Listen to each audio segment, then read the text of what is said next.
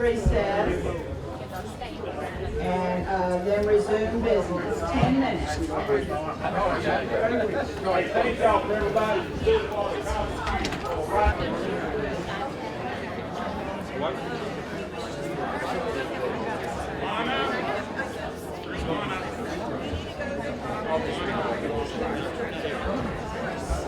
If it comes to that, because right now, well, Metcalf's not even in here yet, and he'll need a seat.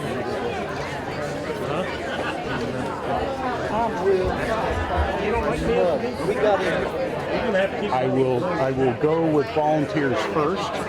I don't suspect there'll be too many more people coming in that are elected officials, and really the only ones we're looking at staff. If he comes in with 10 people, then we have to find 10 seats that are his staff, not just your supporters.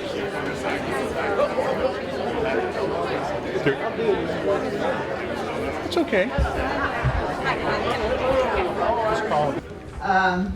I want to say welcome and recognition of guests. And with that in mind, we have a lot of guests here, and we'll go over all that in just a minute. But at this time, we are going to let the judges continue, have a report concerning the building. I don't know what happened to the judges. Oh, there they are. They were asked if, before all this started, that if they could have a report to let us know. So I will let them introduce themselves and explain to you what they're going to be doing.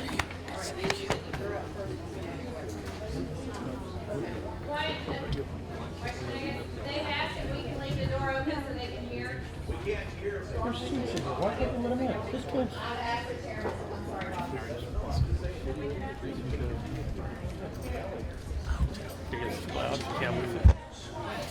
Okay. That's probably what they're going to do. We shouldn't have anyone addressing the board except the people that belong up. No, I'm good. Just let me get through here. If you were a precinct chair and you did not sign in at this front table, please come do so now. That's okay. Okay, we're going to have the prayer first, and that will be Kenneth Ernest is going to come and deliver the prayer. The judges are going to get their equipment ready to do their presentation. I am asking, it is imperative that everyone cut any chatter, extraneous chatter that's going on. We really can't have that or we won't be able to complete the meeting. So all noise needs to be kept to an absolute minimum. So that includes the people in the hall. They will have to be very quiet. Thank you.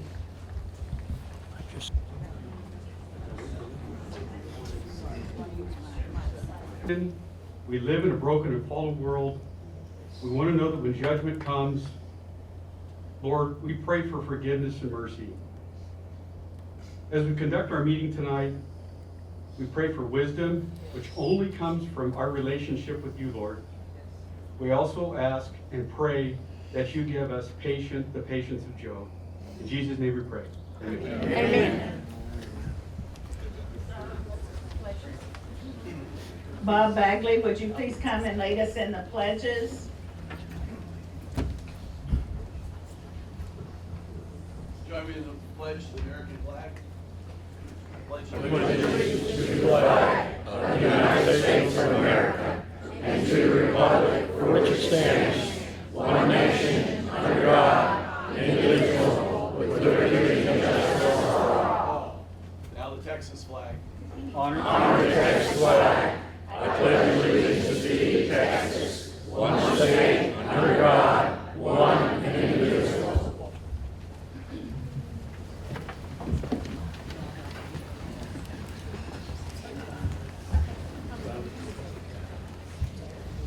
Okay, so now the judges have their equipment and they're ready to go. So I will allow them to introduce themselves and then explain to you what they are doing. Point of inquiry, Yes. do we need to amend the agenda for this? No, this is under welcome and recognition of guests. They are guests. Okay, thank you.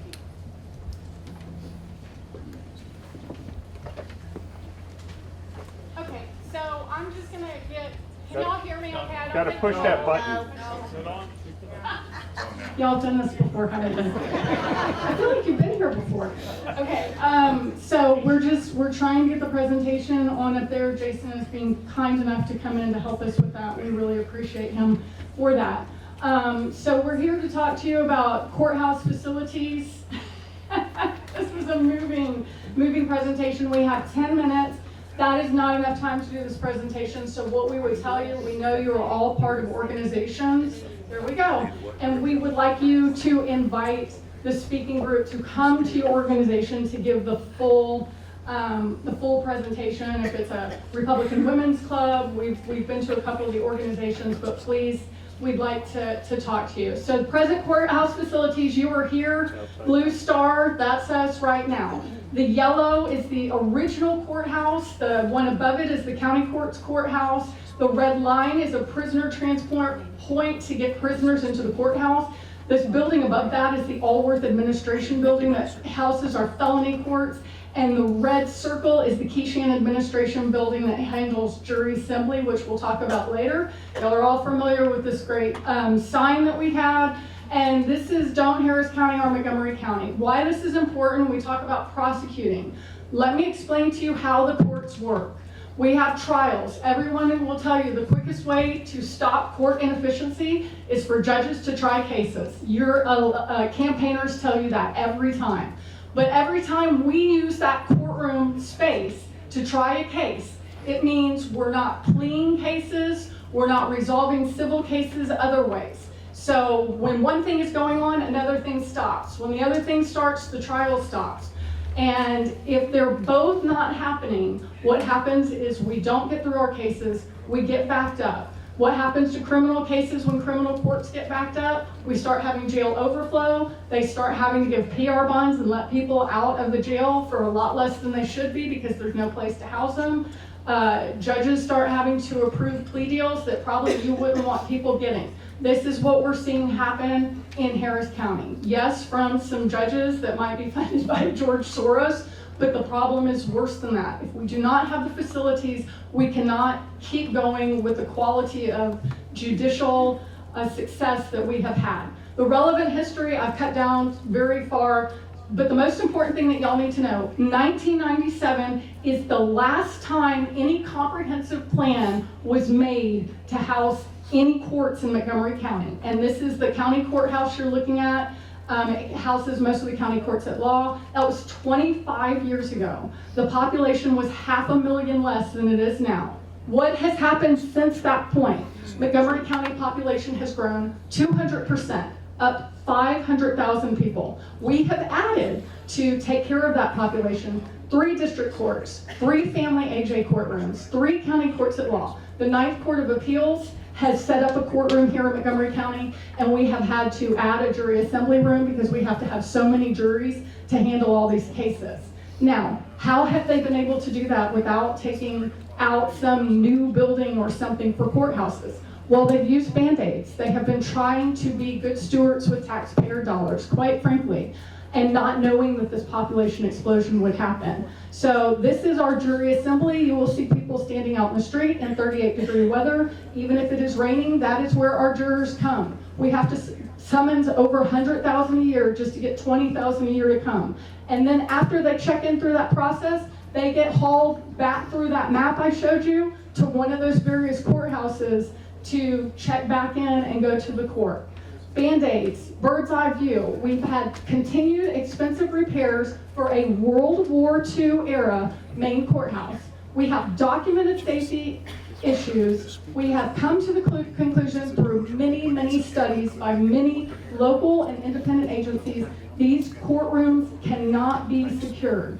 I cannot detail why, because in doing so, I would be making public the shortcomings of the courthouse, which obviously just puts us more in danger. Please trust me when I say it's a big problem. We have no overflow courtroom, which means when there was construction outside my courtroom a couple of months ago, I was in the middle of a jury trial. We had to change courtrooms every day, one day between the morning and lunch. That means we packed up the lawyers, the exhibits, the jury, all the court report of the staff. It would be like as soon as y'all got in here, an hour from now, y'all just have to go and start this somewhere else. And then again, before you can finish your meeting.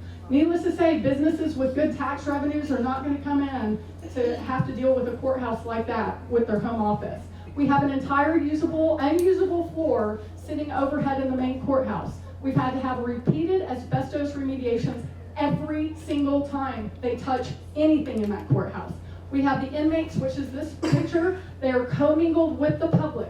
What does this lead to? They're having to walk through the public. If there's a victim's family, they will take the opportunity to jump on an inmate who has hurt someone in their family, which sounds like great justice sometimes. But what ends up happening, and Cash will tell you, the bailiffs are the ones who have to jump in and get their arms and legs broken trying to break that sort of things up. In real courthouses, they have designated places for inmate moving through the courthouse where it doesn't commingle, so this doesn't happen.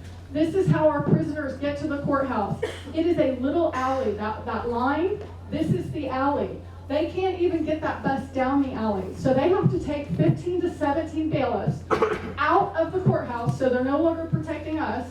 They're down there taking care of these inmates, but running them in and out. And the sheriff's officers that do this in no uncertain terms have said, this is very unsafe. This is not how you should be moving inmates. And the PowerPoint's not working. Okay, so page up. Health, safe, and security. We have multiple issues. I'm trying to. We have, Kristen's upset because we missed the picture of the rat. Right? You gotta have a good rat somewhere in the courthouse. Okay, we have the asbestos I mentioned. We also have black mold, and we have rats, and those are maggots eating him. It's great. We had rat feces running down the court offices one day when there was a leak down in the old night. This is the electrical issue. That's judges' parking you're seeing with the flashing lights down there. This is water problems in the main courthouse. No hot water, no sprinklers. We have flooding problems. This is what I was talking about, the unusable space at the top of the courthouse. This is literally rebar you see showing through. That used to be the Montgomery County Jail, and if I can page up, you'll be able to see it. This used to actually be the Montgomery County Jail. It is no longer the jail, because obviously we have a little bit bigger jail facility.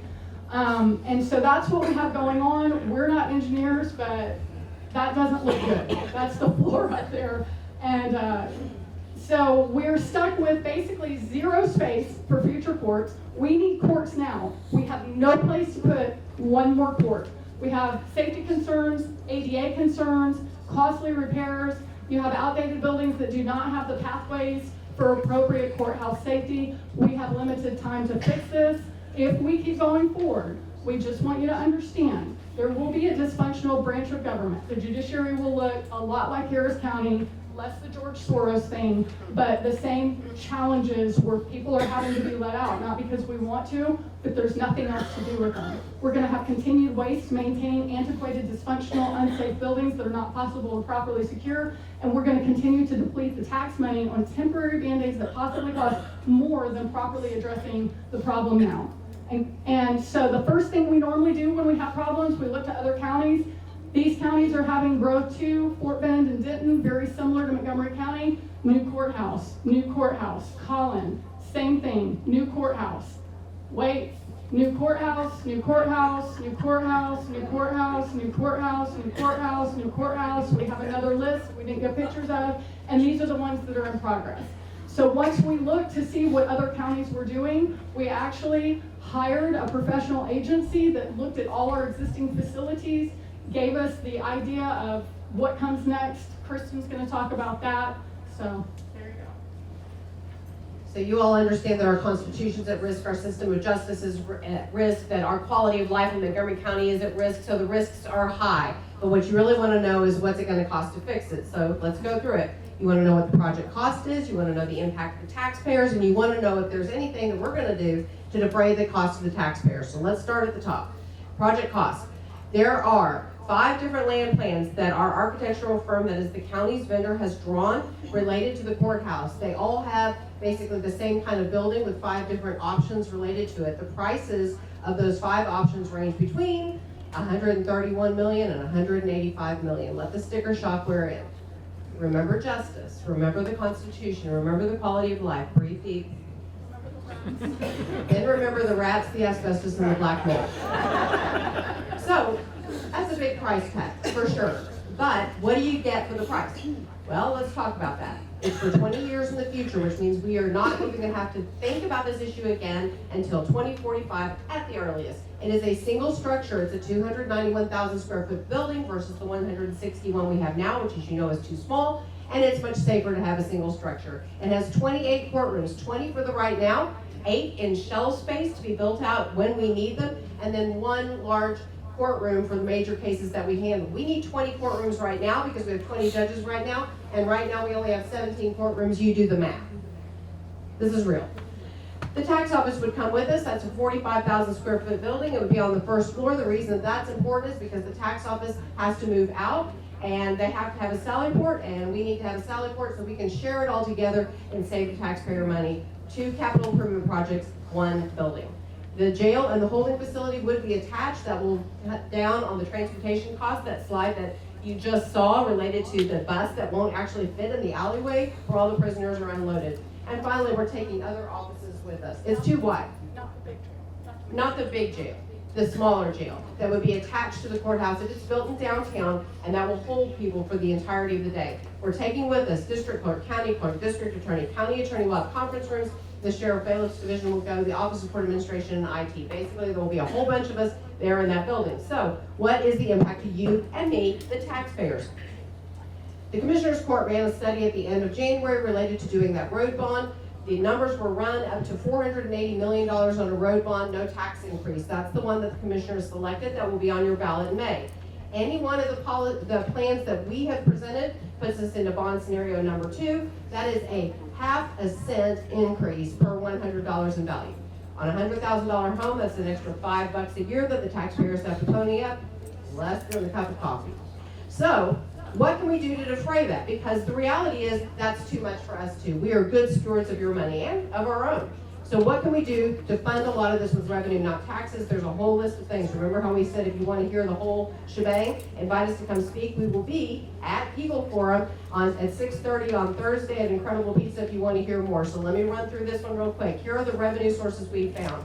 We're going to start with the capital improvement account that already exists, $5.6 million cash that we can put down. We're going to go to the court facility fund. That's $550,000 cash money that we can put down right here, right now. We can sell the old buildings once we have left them behind. Basically, the prices that they could fetch, $28.8 million up to $30.8 million in their current ready condition. We can go back to the court facility fund after the construction is complete. It brings in about $200,000 a year. The court facility fund is a percentage of the filing fees that people pay when they file civil and family lawsuits. It's not tax money. It's part of the revenue related to the filing fees. We can do executive suites, rent out that shell space area for about $1 million a year. We can turn the old courthouse, once it's been renovated and we've gotten rid of the asbestos, the rats, and the mold, we can turn it into an event center just like Collin County did. They're an excellent model for this. It brings in about $210,000 a year. Plus, more importantly, it's a huge economic bonus for the county. The savings that we would have on the transport, it's going to run about $840,000 to $1.2 million a year. That's money that we were going to spend anyway. Let's just spend it better. And then the repairs that we do on all these buildings, it runs about an average of $272,000 a year. We're going to spend it anyway. Let's just spend it more wisely. There it is. There's the courthouse. At the end of the day, here's what we want you to know. We are out of space. We are out of time. We are out of options. It's already years too late to even be making this request, but it's going to cost even more if you wait. Remember quality of life. And please, help us to make Montgomery County great again.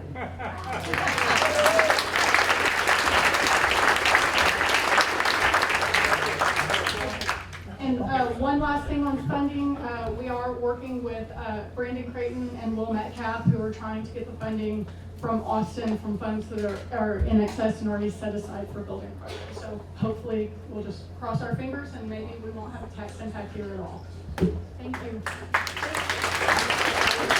Thank you very much. Thank you for speeding through that. That was like in super fast speed. I do want to do a few introductions on the table here. We have Charles Shirley, who is the treasurer. We have Art Aguilar, who is the attorney for the party. Peter Allison, who is the parliamentarian for the party. DJ is the secretary for the party. And we have Nita in the audience who will be the timekeeper, and Karen White is helping DJ with the secretarial work. I want to give a special shout out and thank you to David Easton and the constables and his office for helping us out with crowd control and whatever it takes out there to run this meeting. We have Sergeant at Arms Phil Cady, Tim Malik and Calvin Russell. Calvin Russell, and Tim Yucky. Where did he go? Yucky. Oh, there he is. Okay, he's moved over there. I thought we'd lost him. Okay, so we also have officials that we need to introduce that are in the audience here today. Of course, we have Cecil Bell, represents the 6th. And we have Representative Will Metcalf.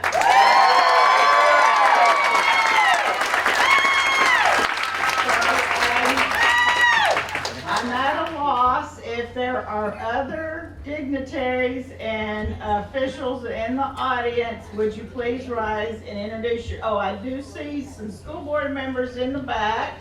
So rise and please introduce yourself, because I can't really tell who you are right now. Melissa Similar, Conrad, and Board of Trustees.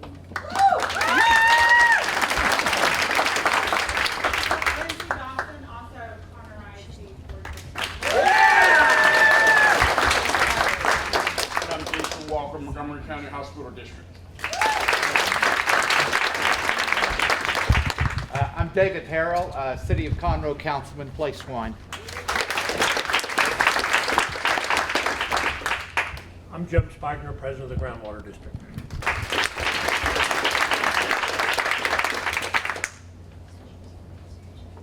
I'm Constable Cash, Precinct 1. There you go. I'm Sheriff Wesley Doodles out in the audience.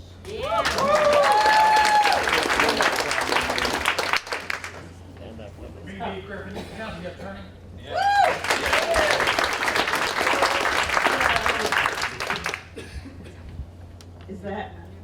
Is that it? Did we miss anybody? Don't want to miss Got anybody. one more. Oh, okay. I'm bringing up the end of this thing, but ladies and gentlemen, thank you. Webb Melder, countywide elected director for the Montgomery County Appraisal District.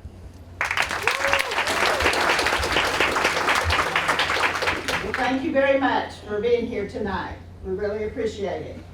So, continuing on with the program, we have the roll call vote of the precinct chairs will now take place.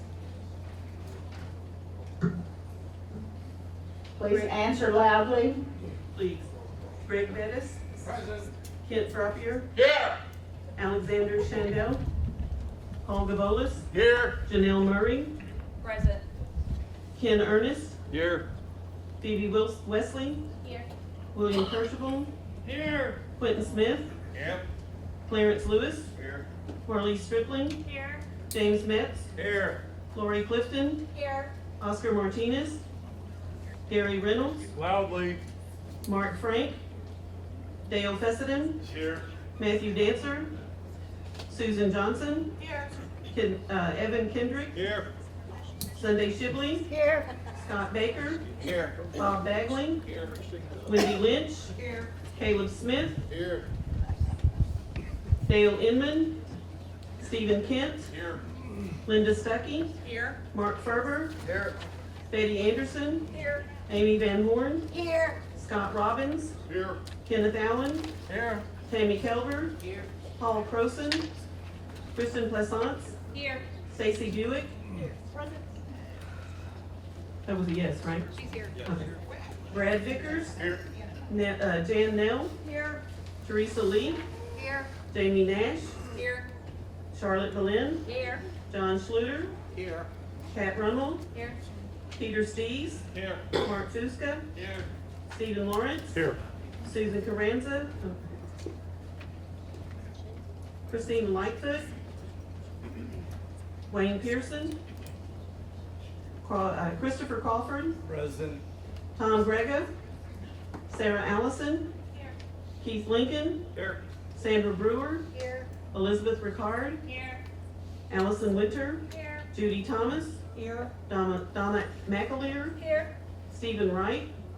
Herschel Williams. Here. Roy Jimenez. Tammy Lake. Here. Wendy Yockey. Here. Denise Boyd. Here. Teresa Hay. Here. John Wirtz. Here. Jack Munich. Here. Kathy Lucetta.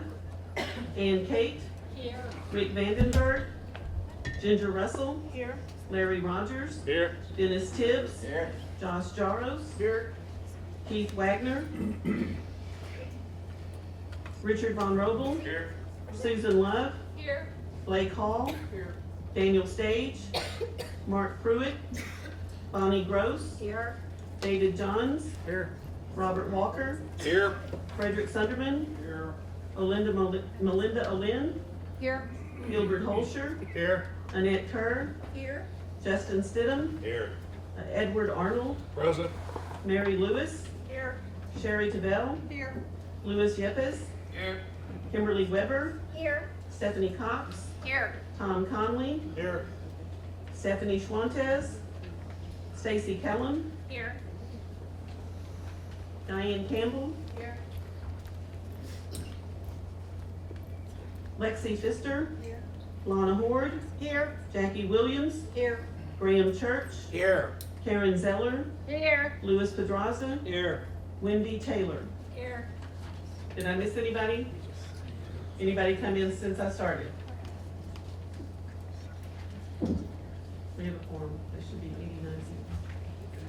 89. Thank you, DJ. So we're moving to approval of the agenda. Have a motion move. I'd like to move item 11 to after item 7. I have not caught, I did not recognize you. John, Motion to amend, Madam Chair. Item 16, good of the order. Can't hear you.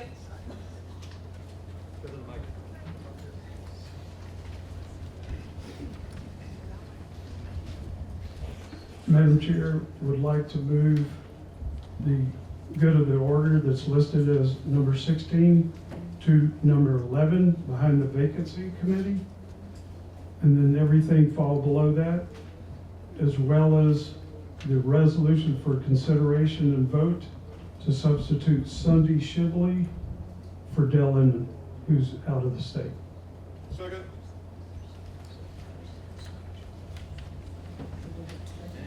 Are you willing to listen to an amendment of that? okay. Motion to amend. Second. So we have Scott Baker with a motion to amend, Second. but we have to vote on the first one that we just had, I'm sorry. Not until we amend it. Okay, he's amending the motion, okay.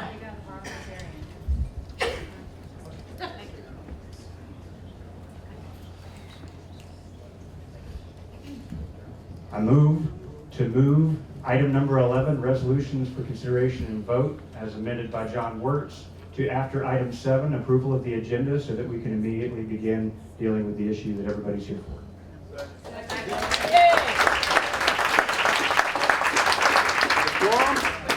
Who was the second? Second. Claire? Claire, please. For a second, Jan.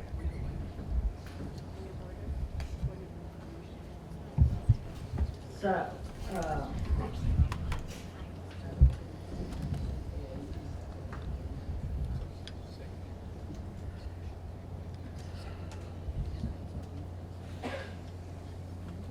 all right, discussion? Point of information, is this a friendly amendment to John's proposal? But does John have to accept that as a friendly amendment? John made a motion, it was seconded.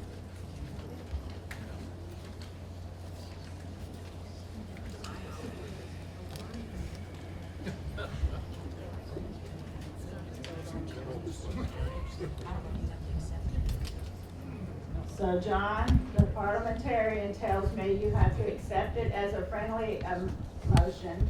If you do not, then we will take the amendment first, and then we'll be voting on your motion.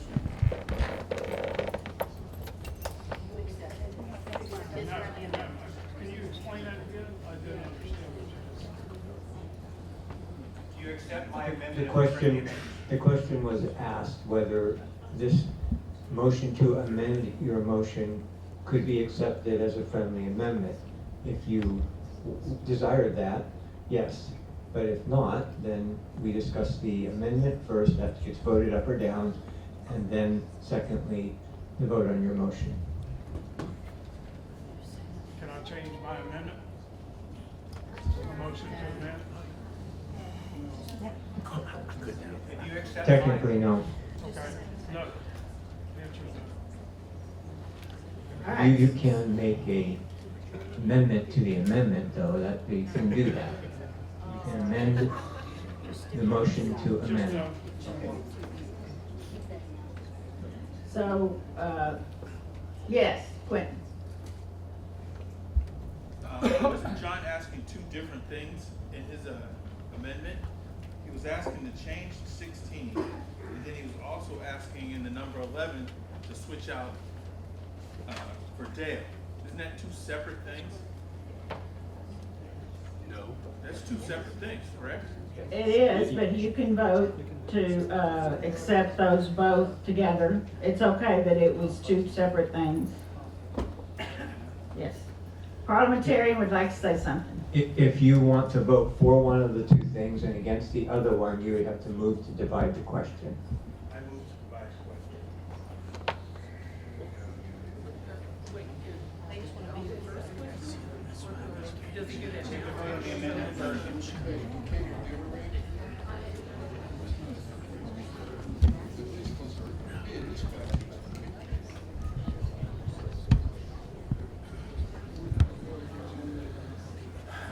Okay, the discussion that is occurring at this time is only Scott Baker's amendment.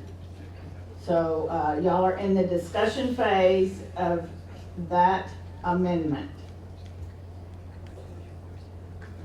Are y'all ready to vote on that amendment? Yes. Yes.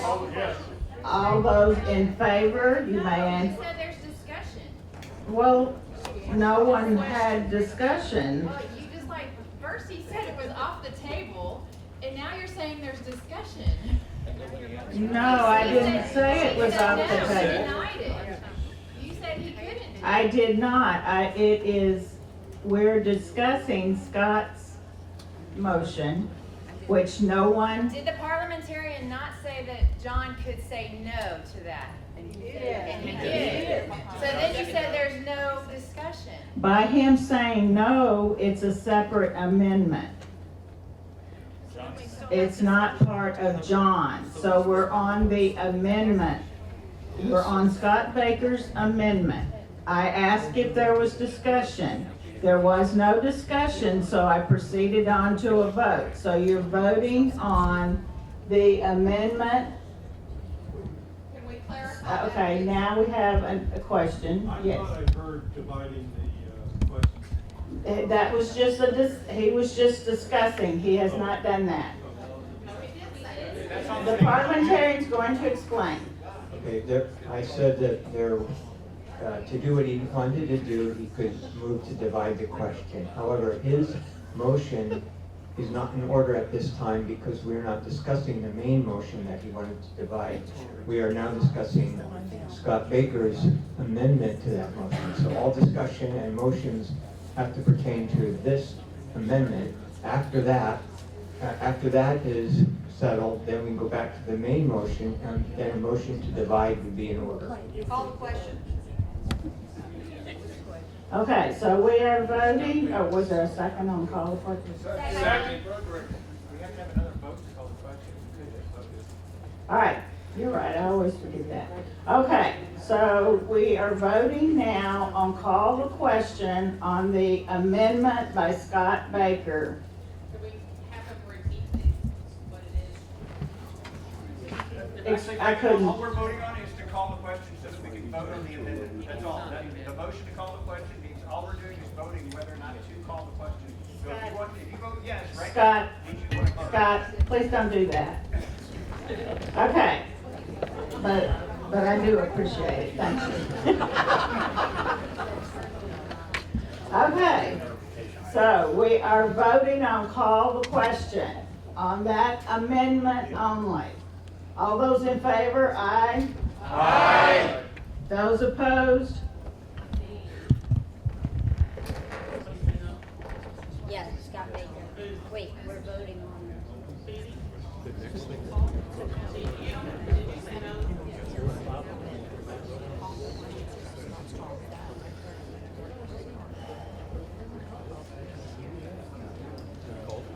Now we vote on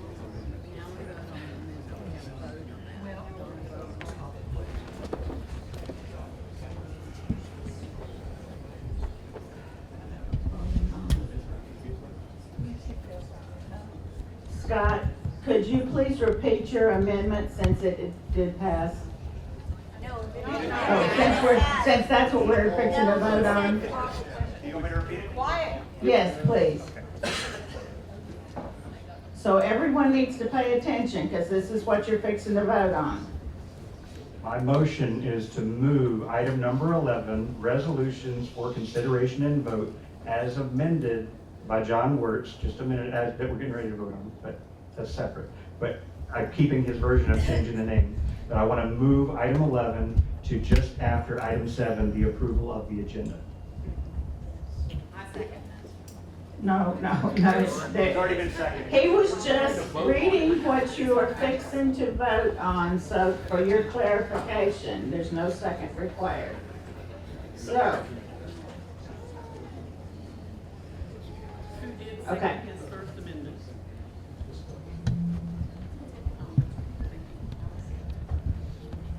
Okay, so we're ready to vote. All those in favor of Scott Baker's amendment to the agenda, please vote aye. Aye. If you are opposed, vote nay. Nay. I'm calling the nays. So we are back to the original, what? Someone can ask for a vote. Do I have a second on a roll call vote?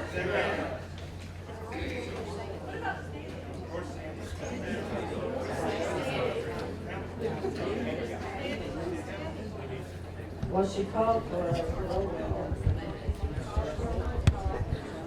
Standing vote rather than a roll call vote.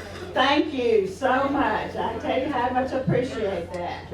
Okay, so all those in favor of Scott Baker, please stand.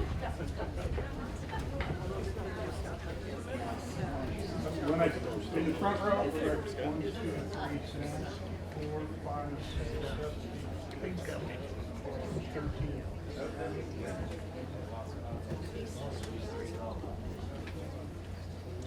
To that row, sit down, please.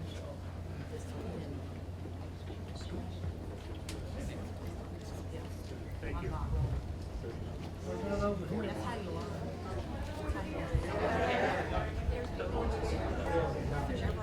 You're on over here. Hey, did you count Okay, those opposed.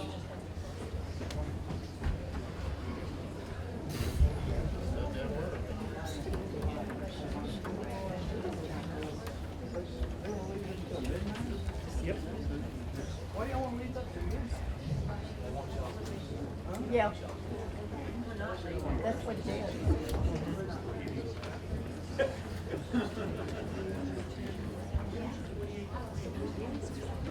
So the count was 41 were approving and 48 disapproving. So the motion to amend failed. Nope, sorry. We are back to John Wirtz's motion to amend the agenda. Madam Chairman, call the question. A second. We have a call the question. We have a second. All those, I'm sorry. All those in favor of call the question, please answer by aye. Aye. All those opposed? Nay. Opposed. All right, so we have called the question. We're moving on to the vote on this amendment. John, could you please come forward and clarify what we're voting on, since I have already forgot?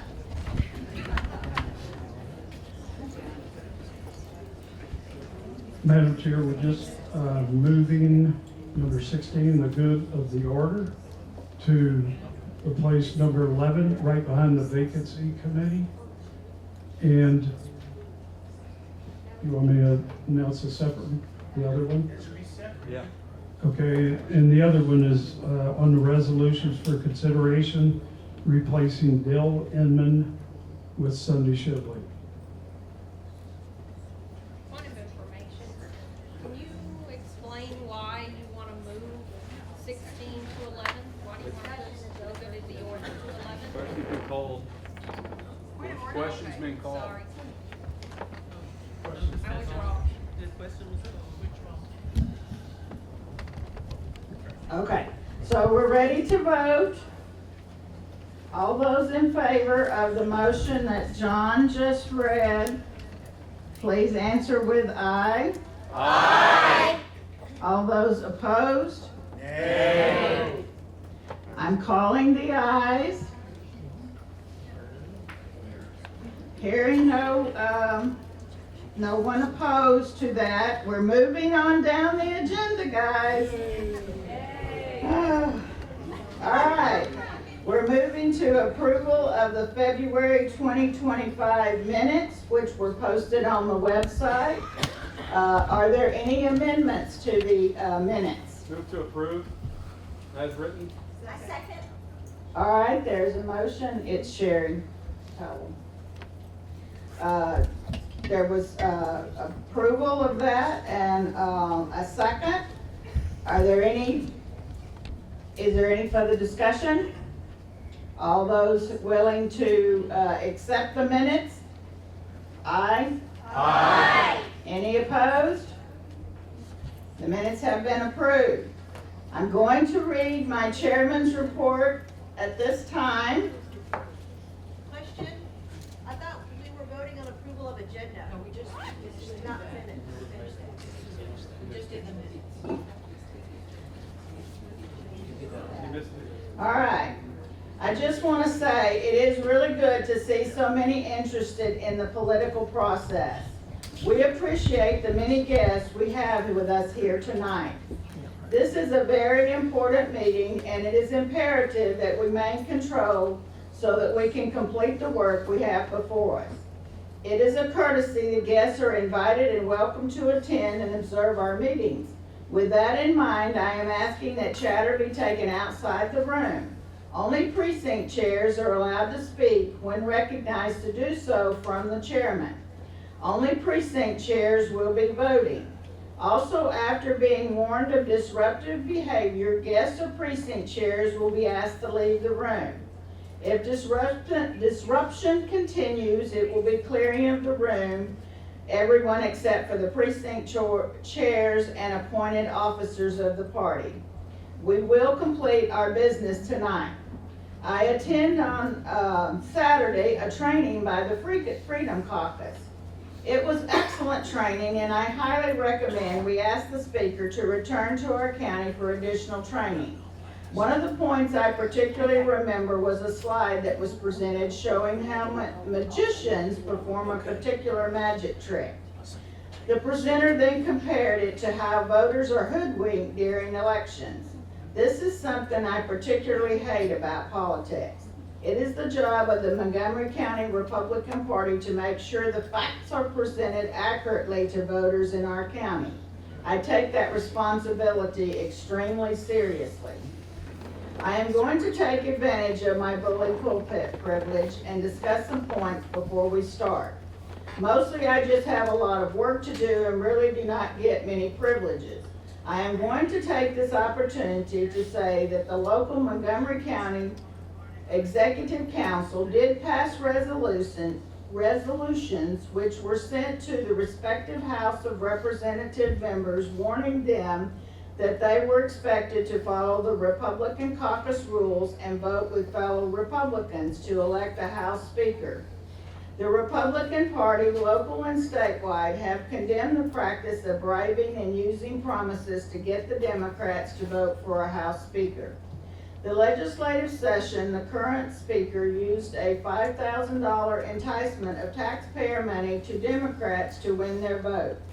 I found that to be the last straw.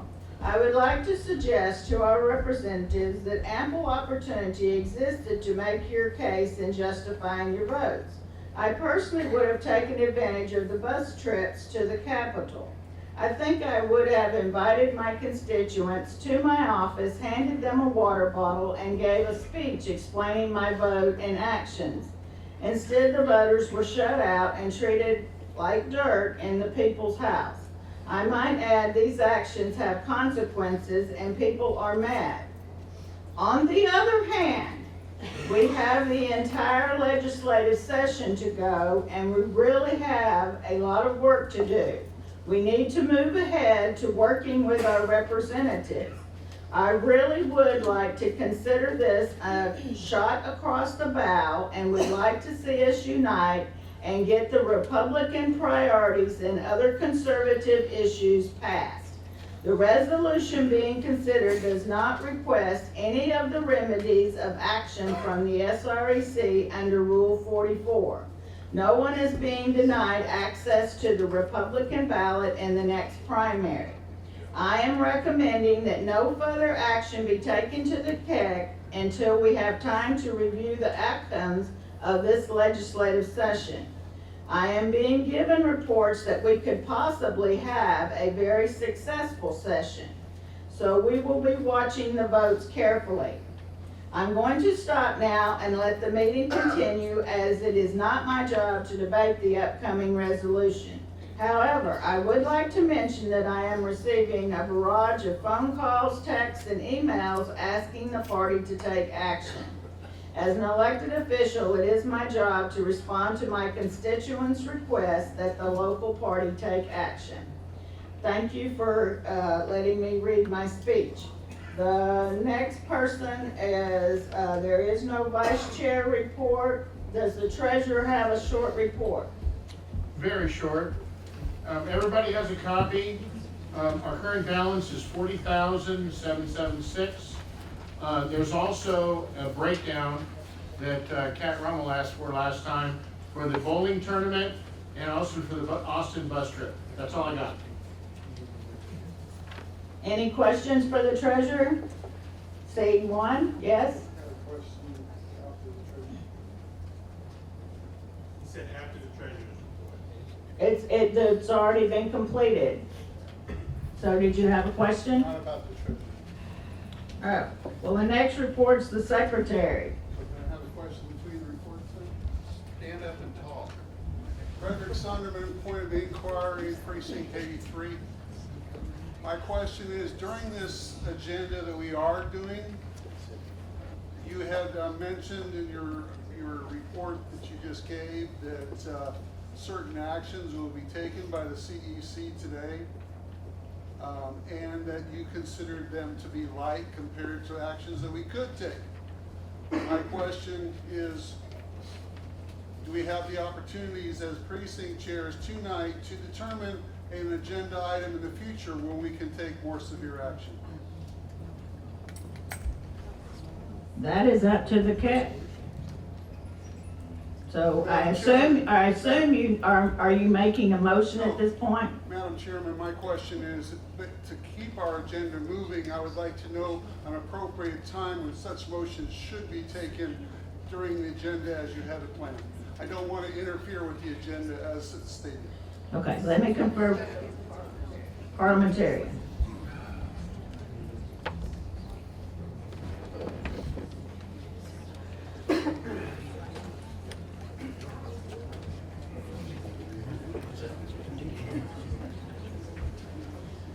Okay, the parliamentarian tells me that when this meeting is over, you can speak with the secretary about putting items on the next agenda.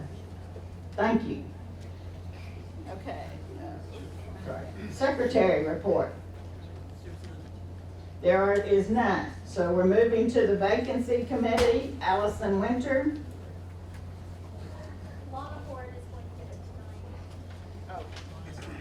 Lon Horde. Good afternoon, Lana Horde, Precinct 106, reporting for Vacancy Committee as Vice Chair. Allison will be coming back after a short recess for a time, so we're glad to have you back, Allison. The committee met tonight before the meeting, as we have done the last two meetings. We had, at this time, we have 8 vacancies. Let me call out the numbers to you all, for those of you that are familiar with the map. Vacancy in 19. We had a vacancy in 51 tonight until we just tonight elected Kenneth Ditto to fill that. I'm sorry, I'm saying the wrong number, not 51. 79 is a new vacancy, a vacancy in 100 until tonight when we elected, you're 103, Anna's 100, sorry, 200. I'm trying, you're right, I'm using the wrong verb. We voted to nominate to the group Anna Wynn in 100 and Kenneth Ditto in 103. We also have vacancies in 111 and 112. So if you know someone interested, please send them our direction. We have applications and job duties and information about being a precinct chair on the website at all times. At this time, I would like to, as a committee, make the motion that we would nominate these two to become precinct chairs tonight. They have been voted on by the committee, majority vote, and we are fully recommending them. And do we have any discussion? They are here. We'll swear them in if that's what the body chooses. But Well, usually, Lana, we let them speak. you want to let them? Oh yeah, you guys, great. That's part of the discussion coming up. Nothing like being put on the spot, is it? Thank you so much. Good evening, everyone. My name is Ken Ditto. Nice to meet you. 103. Tell us about yourself. Pretty much born and raised here in the state of Texas, native Houstonian. Let's see, graduated from Jack Yates High School back in 1981. Went to the service, did my time in the service, United States Navy, United States Army. Honorable discharge. Now I'm currently with City of Houston Airport Operations / 911 Hex Center. And pretty much just here ready to go, get the party started and take care of my precinct as best as I can. Thank you.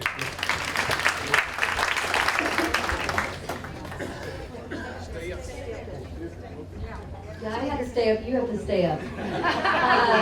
I'm precinct 100, Anna Wynn. George Hyde was precinct 100, if you know who George Hyde is, he's pretty incredible. Impossible shoes to fill, literally and figuratively. I have 4 kids, 3 of which who are currently in CISD, so I have a lot at stake and am here to see us be successful. Taught in CISD, I volunteer everywhere through our school system still, and that's pretty much what I have to say, yeah.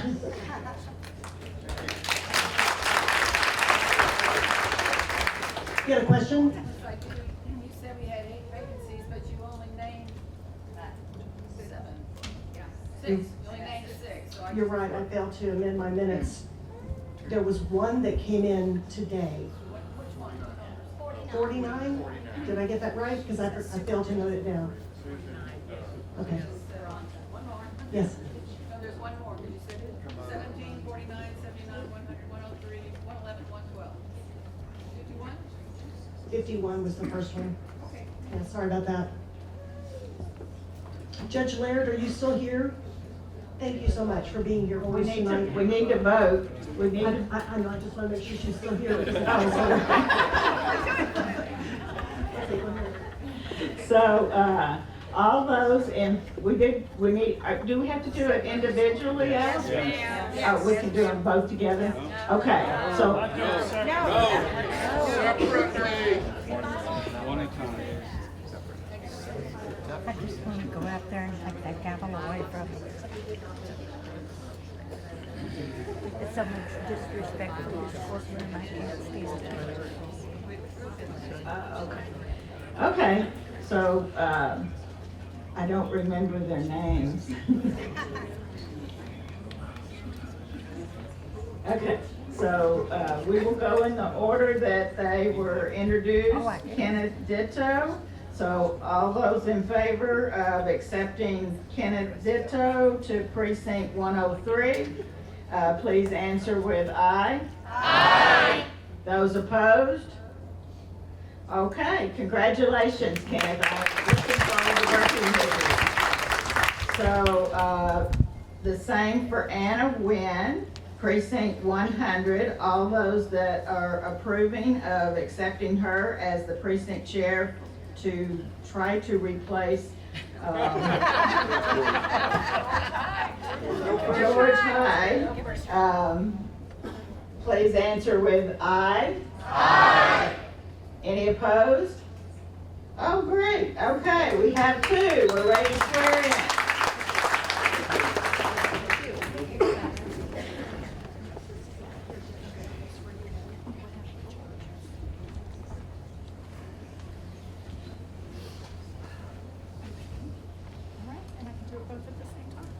Okay, thank you. So congratulations.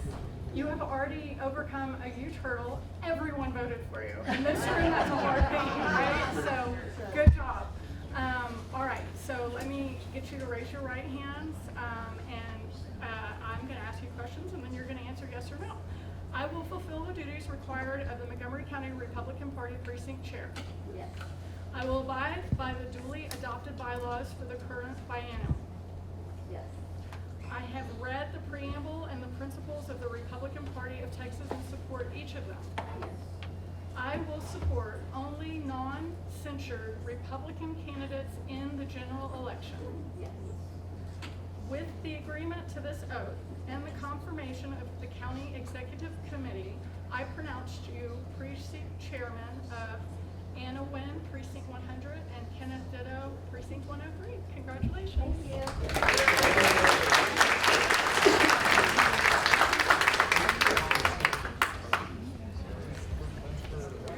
So I'm assuming since you're returning to your seat, you have concluded your report? Yes, thank you. That concludes the vacancy report. Thank you. All right, so I'm trying to move down the agenda as quickly as I can. So the next item, as I understand it, is the good of the order. It's now number 11. I rise to address the body for the good of the order. I'm sorry, I couldn't hear you. I'm sorry, I said I rise to address the body for the good of the order. Oh, okay. You have my permission. Please move forward.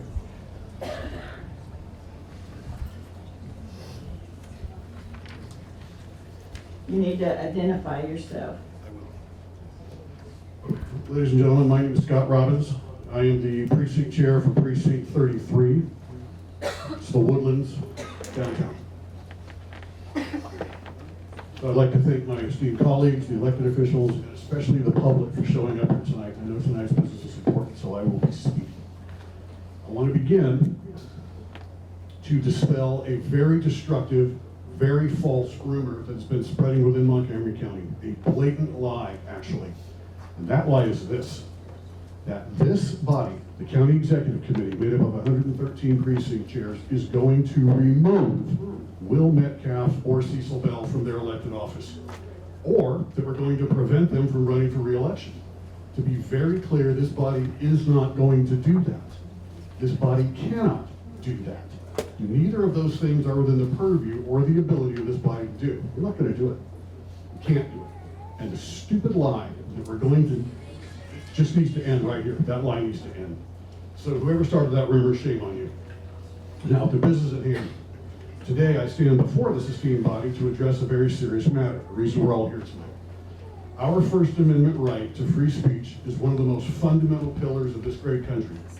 Because of it, Americans have historically enjoyed a country where individuals can express their thoughts, their beliefs, and their opinions freely, without fear of government censorship. For me, this is worth fighting to protect, even when I don't agree with what someone is saying. I would assume that every person in this room can agree with that much. Recently, my esteemed colleague, the chairman of Precinct 23, Scott Baker, chose to exercise his free speech rights. Out of order. Not out of order. I have the floor. You're calling me out directly on the floor. That is not decorum, and it is inappropriate to fight. I'll strike your name from the record. Recently, my esteemed colleague, chairman of Precinct 23. Okay, the parliamentarian has ruled that as long as he's not saying anything derogatory. I won't say anything derogatory. Just strike the line, let's go. Wow. Go on. Proceed. My esteemed colleague, who I won't name, chose to exercise his free speech rights by putting out a video titled, "Are Texas Republicans Trying to Rig the 2026 Election?" The last time I checked, this morning, that video had in excess of 5,000 views, probably more than that by now. It was being shared on various social media platforms. Because I believe that my esteemed colleague has chosen to exercise his First Amendment right to impugn this esteemed body, the Republican Party of Texas, as well as the Republicans in Texas, I stand here to exercise my First Amendment right to object to the chairman's actions. As I watched the video, I noted several incorrect statements, but most notably, here are a few of the most egregious, with timestamps, in case anyone here wants to take notes and fact check me. At the 0-minute and 28-second mark, first slide states that the RPT, the Republican Party of Texas, rules were not widely published, not rigorously debated, and that the rule was not placed on the ballot to be voted on by the majority of Republican voters. He then concludes that the rule is being used to effectively rig the 2026 elections. His words, not mine. To be clear, the rule was published at the convention and is published on the texasgop.gov website. It is also debated rigorously for days by the Rules Committee, and then it was adopted by thousands of Republicans in attendance at the convention. I also find the accusation that Republicans are rigging the election to be outrageous. At the 5-minute, 20-second mark, the slide states that the county chair can remove a candidate from the primary ballot. That's what everyone's here to see tonight. This is also a false statement. Removing someone from the ballot is not an option available under RPT Rule 44. The fact is, any candidate can run in the primary, but even under the most severe penalties of RPT Rule 44, it lists it would not allow someone to run as a Republican. This is not the same thing as keeping them off the primary ballot altogether. At the 5-minute, 48-second mark. Point of information. No, ma'am, when No, I'm finished, I'll ma'am. take your questions. Not at this point, but later on you will be allowed to.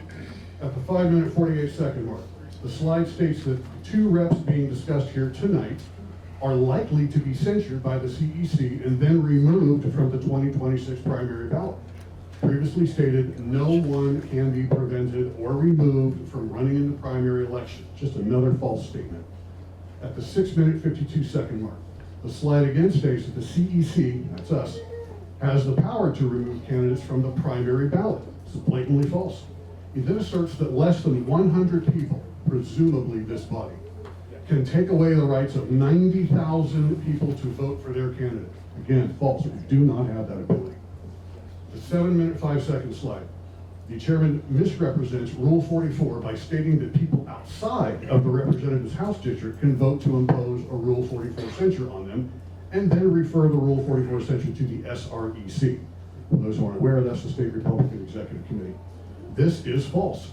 Rule 44 censures can only be initiated by 2/3 of the CEC members who reside within the representative's House district. The rule's clear about that. At the 7-minute, 52-second mark, the slide accuses the Republican Party and those who attended the convention and adopted this Censure 44 rule of behaving like Democrats. He then makes the claim that voter rights are being abridged by some small group in a back room. This is inflammatory and false. It just goes on and on, with one false statement after another, which I believe was designed to sow discord and acrimony within this body and within the Republican Party as a whole. Since our bylaws don't address matters where our members engage in this type of behavior, mostly because none of us could have even imagined one of our colleagues doing this, we must refer to Robert's Rules of Order for guidance. Under Robert's Rules of Order, Chapter 13, Section 7.5, it states that a deliberative body such as ours has the right to investigate the character of its members.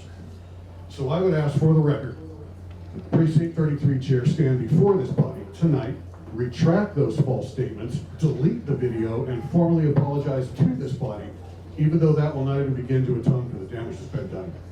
Next, I would ask the chair to assemble a committee in accordance with Robert's Rules of Order, Chapter 13, Section 7.5, to review the video in question and the actions of the precinct chair so that determination can be made if further action is required either by this body or under RP Rules 8N.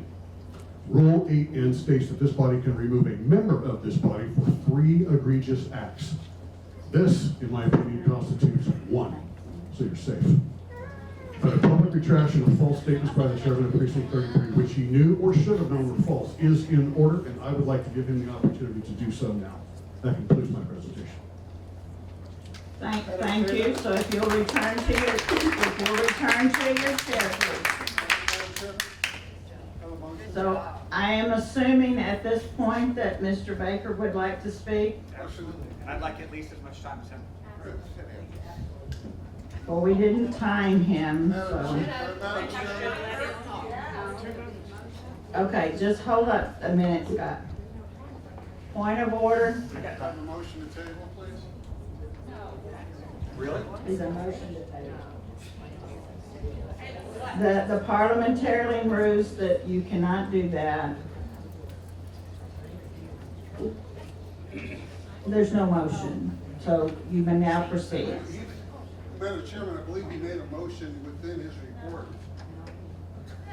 No, actually, he suggested that I come up here and apologize, I believe it was. For lying. Okay. I stand 100%. You're okay. Please, we cannot be discussing amongst ourselves. You know better. All of you. So we are now proceeding on and allowing Scott Baker to respond. Thank you.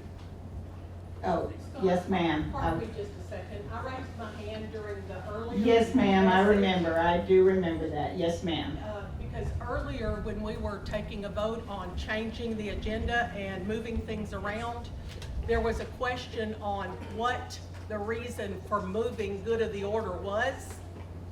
And I think I figured that out with my 32 years in teaching. The good of the So order is is that always in the form of a question or Yes, motion? ma'am. When the question was asked earlier, if we could ask the reasoning that Mr. Wirtz wanted to move the good of the order, and you said we've already voted on that. I think that if we had known that we were going to have a sermon presented, then very possibly we could have said that that would not fail 41 to 48. Well, thank you very much for your thoughts. And we're now Point of order. proceeding. Yes, sir. Robert Walker, Precinct 87. Please explain to the precinct chair that somebody called to question, so nothing else could be further discussed past that point, and that is why the question couldn't be asked. It was out of order for somebody to ask a question at that point. Okay, thank you for that explanation. We're proceeding on. We're going to let Scott speak. Thank you. All right, everybody good? I'm Scott Baker, I'm Precinct 23. I made the video. I stand by every word of that video. It was true. And in fact, I really appreciate Scott Robbins. I'm still talking. Wait, I really okay, appreciate but Scott Robbins. hold up, Scott. The clapping, y'all know better. Please don't do that.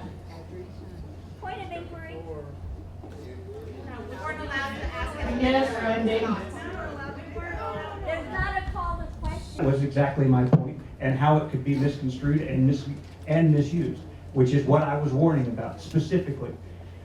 Those constituent executive committee precinct chairs present and voting, but in no case by less than a majority of the county executive committee in full, adopt a resolution censuring a Republican public office holder representing all or a portion of that county or district for 3 or more actions taken during the office holder's current term in opposition to the core principles of the Republican Party. You can read the rest of that part, but let's flip over to the penalties. Penalty number 3, authorize and direct the state chairman or any county chairman to refuse to accept any application for a place on the ballot of a Republican primary election for a period of 20 more months following adoption of the censure and imposition.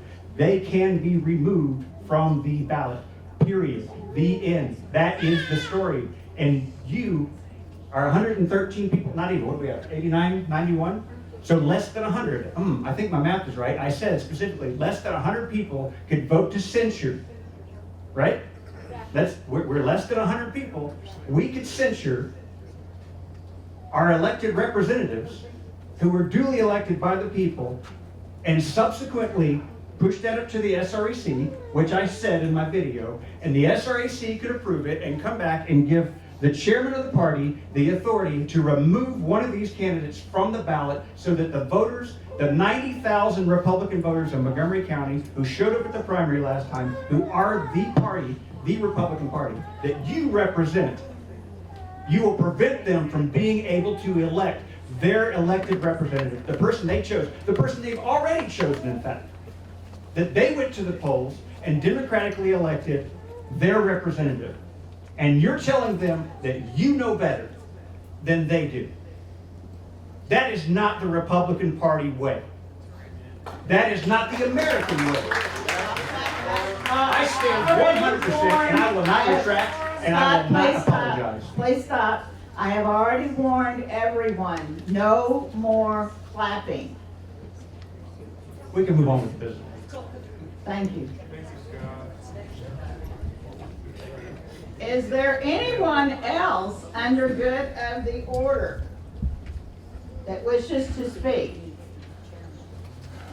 Yes, ma'am. I'm not sure this is the correct time, but it seems like it's on the agenda, but I would like to know where the oath came from that Judge Laird led our 2 new Republican precinct chairs in, because there was a change. Well, I will tell you that as one who used to do the swearing in as an SREC, that's the one that you've been using as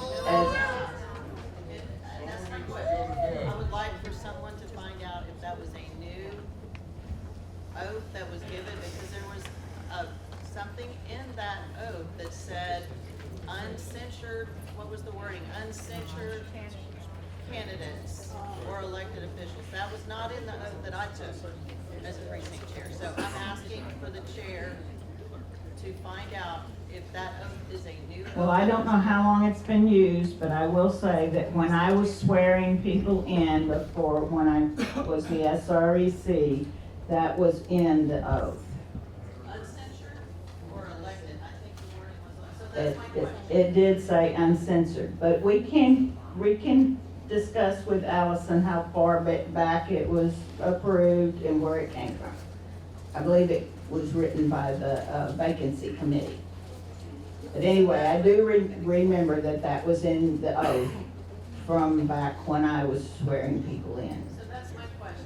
Has there been a change to the oath that was given by the vacancy committee to the judge today? Well, we will get them to answer that for you. Thank you. Oh, Madam Chair, yes, ma'am. Yes, sir. my presentation had 2 requests. One, that Mr. Baker address the CEC. We can't hear you. Go to the mic.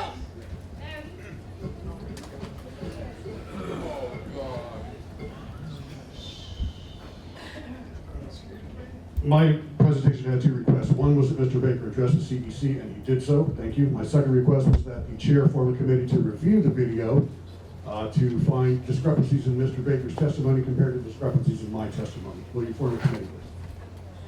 Can I be on the committee? Is that Okay, hold on just a second. The parliamentarian is reviewing.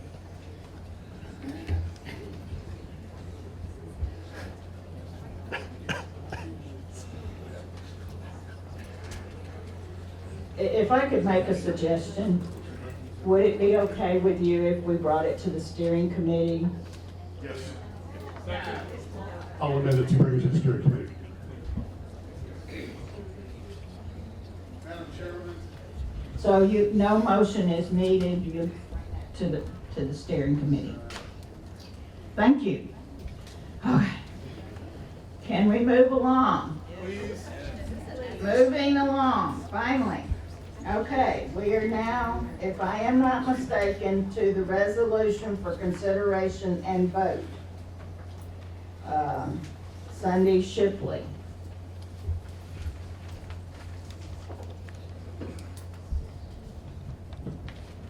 Good evening.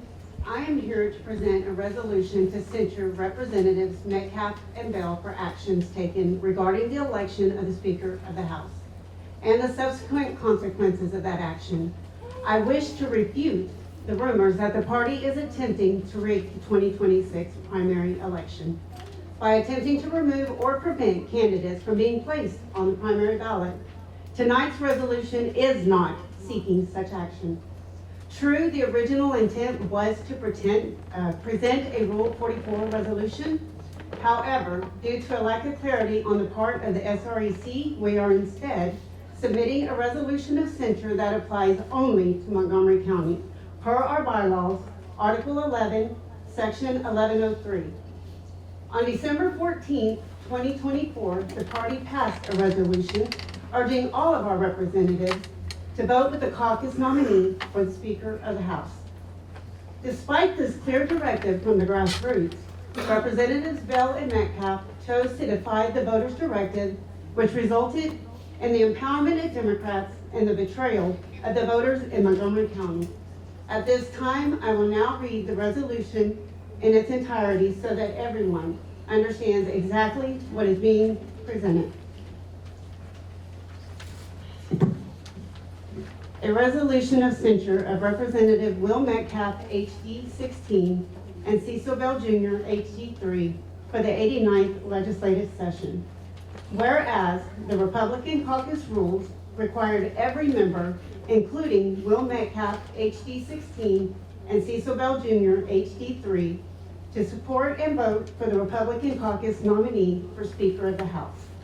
And whereas Representatives Metcalf and Bell violated Republican Party of Texas Principle Number 5, personal accountability and responsibility, by violating the trust and faith of Texas voters as an elected Republican representative, as defined by Merriam-Webster, when they joined the Democrats and voted for Burrows for Speaker of the House, thereby supporting Democrat priorities. And whereas Representatives Metcalf and Bell are complicit and equally responsible for the results of that vote, including but not limited to the following.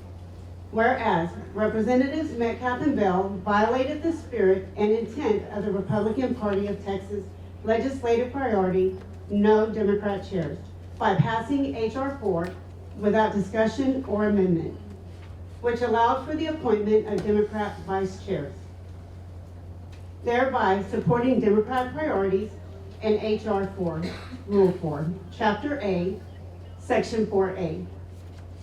Additional restrictions. If at the time the Speaker announces the membership of standing committees, the members of the House of one political party constitute a majority of the membership of the House. The Speaker shall designate a member of that party to serve as a chair of each standing committee. The Speaker shall not designate a member of the party to serve as vice chair of a standing committee. And whereas H.R. 4, Rule 4, Section 6A, additional duties of the chair, responsibilities of the vice chair grants vice chairs the same power and authority of the chair. A, the chair of each committee shall schedule the work of the committee and determine the order of consideration of measures and matters referred to the committee in direct consultation with the vice chair of the committee. The chair shall arrange to ensure that. Witnesses designated by the vice chair are invited to testify at a public hearing, including in the manner described by section 20G of this rule. And measures or matters designated by the vice chair are promptly scheduled for a public hearing under this rule. The vice chair of a committee may direct the preparation of an impact statement on any measure in the same manner in which a chair directs the preparation of those statements under section 34 of this rule. And whereas Representative Metcalf and Bales' vote permitted Speaker Burrows to appoint 6 Democrats and standing committee subcommittee chairs, thereby directly supporting Democrat chairs. And whereas H.R. 4, Rule 4, Chapter D, Subcommittees, Section 47, Power and authority grants subcommittee chairs the same power and authority as the standing committee.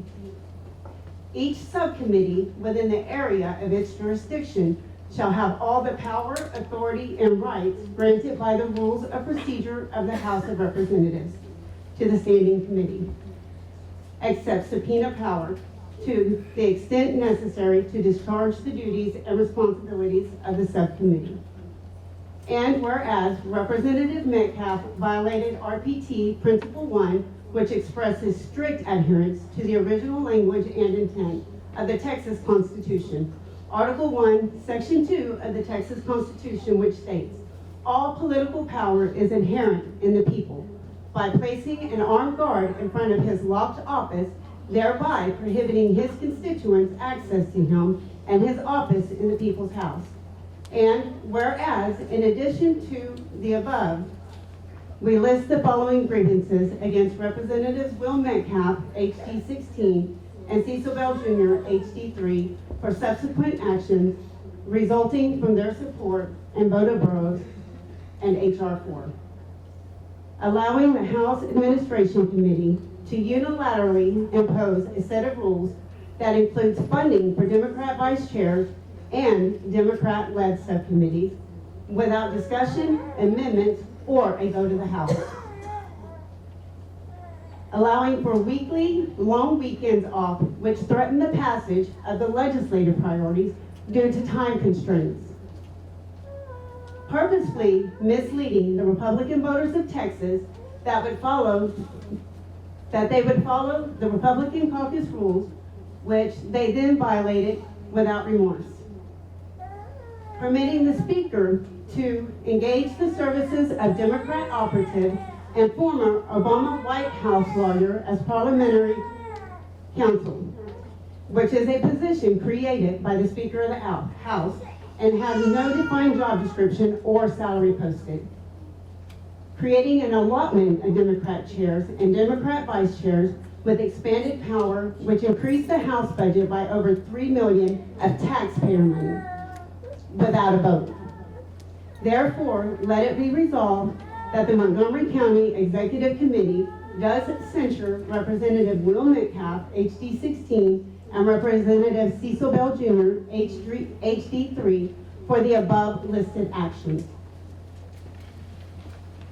I now would like to move to adopt this censure resolution. Point of order. Second.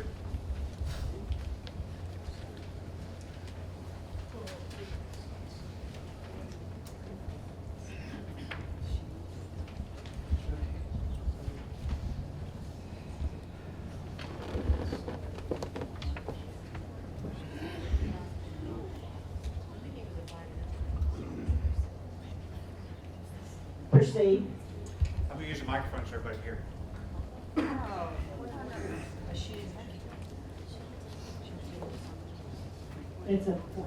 This is a point of order, correct? This is a point of order. Per the bylaws,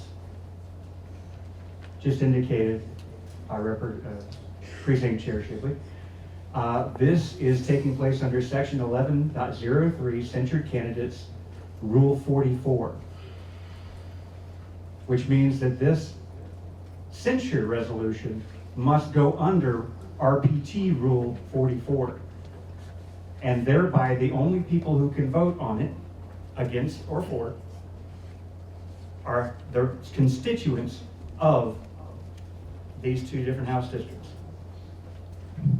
She just specifically said that this was under section 11.03 of the CEC bylaws, the bylaws that you wrote, and you approved.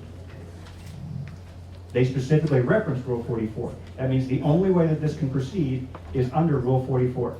And they are out of order since they do not actually meet the test of Rule 44 to begin with. And I'd be happy to break that down for you too.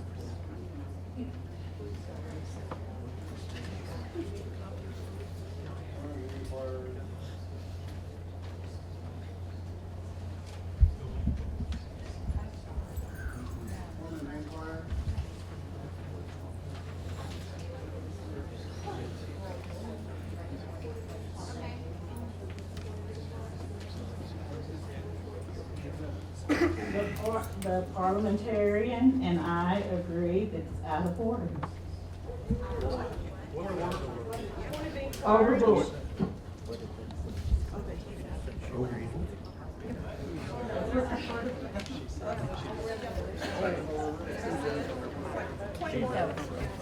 Yes, ma'am. Well, I have recognized her first. Has this, as it is given to us tonight, been presented to Representative Bell and Metcalf the 7 days prior, as it's written right here? Yes, ma'am, they were sent. They know about it, and I did give them to them last night. That's not 7 days. They did receive the notice 7 days in advance. No, did they receive this resolution 7 days ahead? That's our rule. That's the rules in our CC. Montgomery County. Did they receive? We have met the rules. This resolution was presented to them as it is 7 days prior. You stand by that? Would you please identify yourself for the secretary? Thank you. Yes, Fred. Point of inquiry, Mr. Cecil Bell. I have already answered that the instructions were that they were notified. No, were they presented this resolution 7 days prior? No, they were not, but they received the letter. Thank you. Fred. So, I believe Mr. Bell and the other representative represent more than just Montgomery County in their House district. If this motion goes forward. No, their districts both are entirely within Montgomery County. Point of inquiry Yes. to Chairman Shipley. It was my understanding that this is a county censure, not a Rule 44 censure. The censure does not rise to the level of a Rule 44, and therefore the representatives cannot be removed or kicked off the ballot or anything else. This is a county censure, which gives the entire body the right to vote, not 2/3 of the representatives in their districts. Point of information. Thank you, but just a minute, Scott. Yes, ma'am. I was gonna ask them probably the same exact thing, so I'll go then. Point of information. Mrs. Shibley specifically referenced Rule 44, Section 1103, Censure Candidate Rule 44, in her presentation of this resolution. We have already ruled on your She objection. specifically referenced it. Doesn't matter what you rule. Point of information. Okay, so we have a motion, we have a second. Yes, ma'am, Linda. Can you please explain your ruling? I mean, if, so that we understand that? What's out of order on it? No, we deserve that. Well, I did, but the resolution. You just said it was overruled. We don't understand why. Well, that was the second time around. Yes, ma'am. And I had just said that we pointed out that there is no reference to Rule 44 in the resolution. Okay, so We're in debate. So, we're going to go over the rules of the debate. Each one of the representatives will be given time to address you. I need to discuss with them exactly the number of, just a minute, Fred. I'm sorry.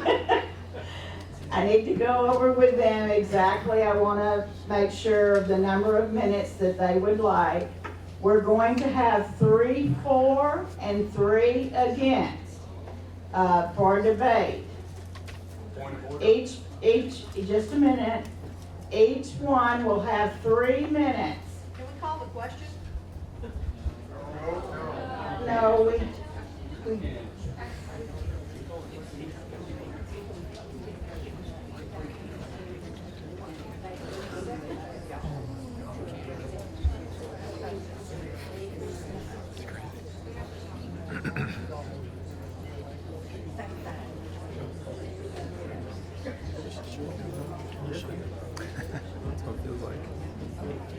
All right, the parliamentarian tells me that if 2/3 of you want to call off debate, that means there'll be no for and against, as I was just fixing to line out.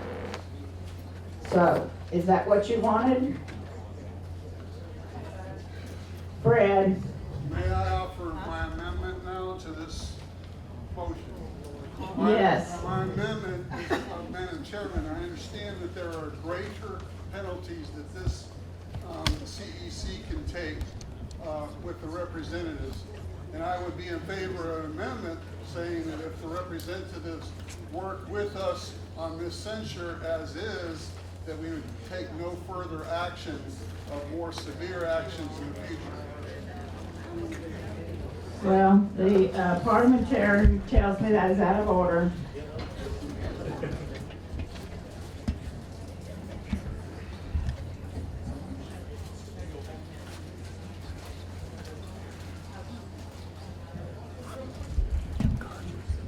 I know, I already had a switch.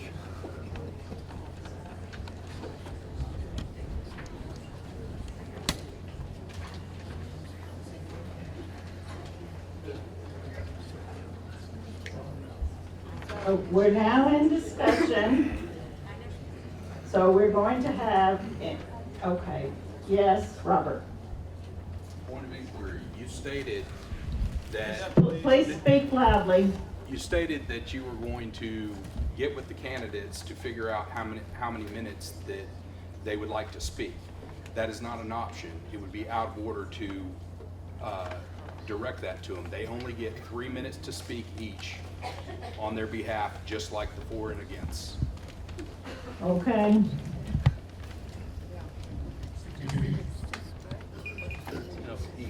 Parliamentarian tells me that I can do that, that they're not a member of the CAC.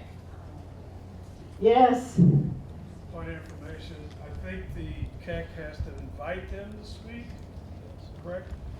And also. Well, they have to be given an opportunity to speak. Yeah, understand, but we still have to invite them, number one. Number two, the 3 minutes, would that count? No, we're gonna have 3 minutes for each of the, we'll have 3 for and 3 against. Yes, ma'am. Point of information, the letter they were hand-delivered invited them to come here and speak. Yes, ma'am, and they are going to be allowed to speak, no doubt about it. Okay, so we're going to start with the House of Representatives. If they will come forward, I would like to discuss with them how many minutes.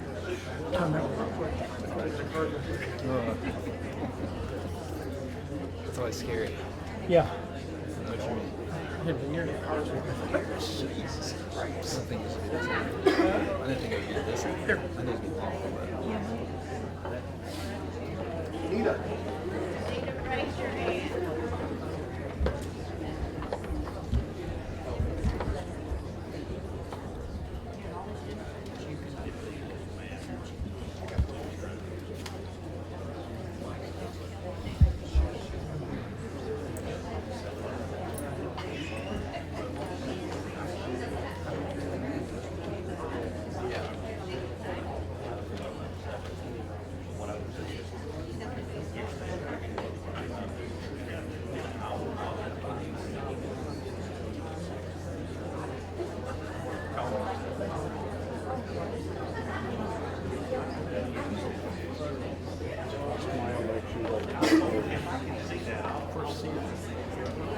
I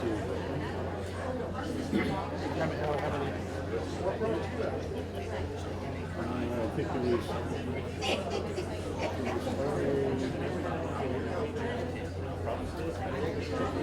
Between the two of us, we got people voting so close. The green precinct 25 is always Okay, if everybody will get their seats and please be quiet, we have decided that the House of Representative members are going to be given 15 minutes, not a piece, that's total. I believe this is only fair. They came all the way from Austin and were invited here, and it is fair for them to have time to speak. So they have decided that Mr. Bale will go first. If everybody will please pay attention. Okay. No disruptions. First, I want to thank all those members who are here who believe in the constitutional rights of Texans and of Americans. I want to start off first by saying that what we have in front of us right now is not consistent with the 3-item letter that was delivered to me by Ms. Shipley. So that's the first thing. We didn't have this until last night. Another thing, people keep talking about the bylaws. The bylaws, I was there in 2017 when we wrote those bylaws and when we adopted them unanimously. Those bylaws have two components. Guidance that says thou shall determine a endorsed speaker candidate. That's the House caucus rules. You shall do that. I stayed and sat and did that. I was one of the 62 that voted to determine who would be the nominee that was our endorsed nominee. The second piece of that is a floor rule. The floor rule said you should vote for that candidate. The reason we chose should, and it was highly debated, but we voted for it, was because we recognized that there was a possibility that the person whose name was there either was not available, was unable to perform, or had done something that caused them to fail to be suitable. So in my case, I did stay for the 62, and I did vote according to the should, because in my opinion, I did not find it acceptable, and I'll talk more about that in just a minute. Much has been talked about D chairs. We absolutely voted to ban D chairs. We actually, the word says to ban, that the chairs will be from the majority party, and there's a reason why that term was there. Regarding the conversations about the power of the chairs, as a chair, I can tell you the chairman's packet sets and says, and I actually shared this with Ms. Shipley when she was at my office, it says that the full power is vested in the chair.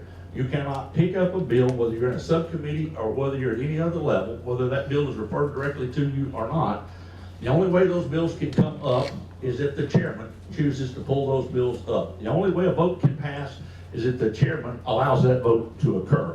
So the idea that's being given to you that somehow there's a power vested in the chairs greater, or in the vice chairs greater than the chairs, is absolutely wrong. There are conversations, many conversations about this idea of vacations because people don't bother to look at the Constitution, that pesky thing. So Section 17 of the Texas Constitution says in order for either chamber to be gone for 3 consecutive days, it requires that the bodies, both chambers, vote for that. Those come from the Senate most of the time. I understand there may be one that came out of the House. They do not require either body to leave and grant the authority for those individuals to leave. It also does not say that the members who are there are not continuing to work and doing exactly the things that they are tasked to do. You can be working on your bills, you can be working in your committee assignment, there are all kinds of other things that go along with that. So not understanding how the Texas Constitution works is something that each of you should be worried about, each of you should be working on, each of you should be taken care of. The other thing that people don't seem to understand any longer about that pesky thing, the Texas Constitution, is that Section 7 defines what the duties and the order of business is. And there's a 60-day window there that says that we're not supposed to pick up bills. It doesn't say we can't, we can suspend the Constitution. That requires a majority vote, 100 votes. Well, we banned the Ds, so therefore you're not likely to get 100 votes to pick up business early. But you can do that. And so the bottom line is when you look at that order of business, the reason our founding fathers put that in place is because they were smart enough to believe that we wanted limited government. And if we add additional time, we will pass more bills, we will pass more laws, there will be a greater burden of law, a greater burden of regulation imposed on the people that we represent. And I believe we should be smart enough to pay attention to the folks who came before us who wrote the Constitution. And I would submit to you, if you want some indication of what happens when we mess with the Constitution, go to 1913 and look what happened to states' rights when we decided that popular vote should be where we elected U.S. senators. That was before a vote of the legislature, of state legislatures, which would have put us long in control of that. We would never have been in a question of that. There's been a conversation about the money that is offered to the vice chairs. Well, interestingly enough, as someone who was in the cook camp until the very last hour, one of the things that's important for you to note, you know where that conversation came up? I can tell you where it came up. It came up in an email from an individual who wanted to be speaker, and that individual told 27 Democrat members of the House of Representatives that if they would vote for them as the speaker, that they would give them a committee fund. That letter came from the desk of David Cook. That information is exactly what, and every person who was in the Cook camp saw that same information put in front of them through the signal string that was shared by all of the individuals in that room. So anybody that sits and tells you they don't know where that came from is not sharing with you all of the information that should be given to you. So, and there are other reasons, quid pro quo reasons, that are in the billions.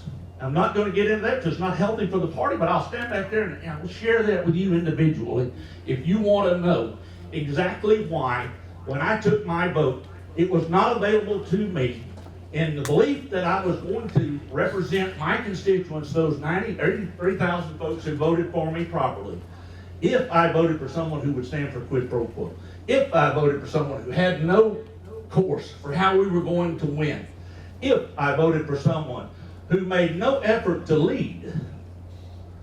So those are the things that you need to think about. When you elect someone to be your state representative, you need somebody who can think, who will watch the things that are going on, who will take into account each and everything that changes, whether that's a bill or whether that's the individual that you're looking at to represent you.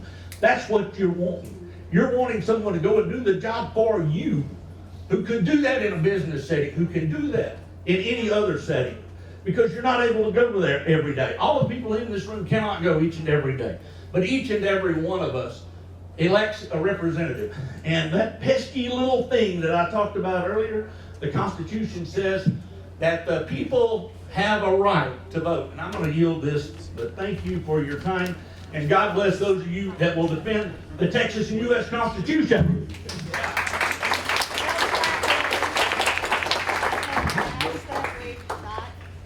Clap. Okay, good evening, everybody. I have not received this new resolution that is in front of you. I'm not aware that I am aware of the resolution that was given to me last Tuesday has changed many times though, however. I will be addressing what I did receive last Tuesday morning about 9:30, 9:45 a week ago today. It's right here in front of me. Cause number one, there was no Republican caucus nominee for Speaker, like it or not. The candidate needed 2/3 of the Republican caucus memberships, that's 58 votes, to become the Republican caucus nominee. The second threshold to become an endorsed nominee was 3/5 vote, so 53 votes. The first round of voting took place, Cook 48, Burroughs 40.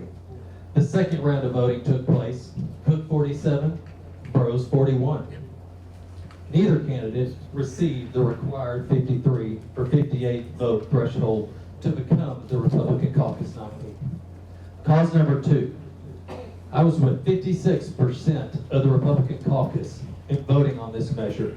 That's 49 Republicans voted for this. This measure is our House Rules package on how we manage throughout this session. This vote only applies to the 150 state representatives and not a single person more. Every single censure cause is a flat-out lie or manipulation of the truth. Let's talk about specifically cause number 3. It is a complete made-up lie. Posting an armed guard at the door, keeping people from entering the office or even removing people from the office.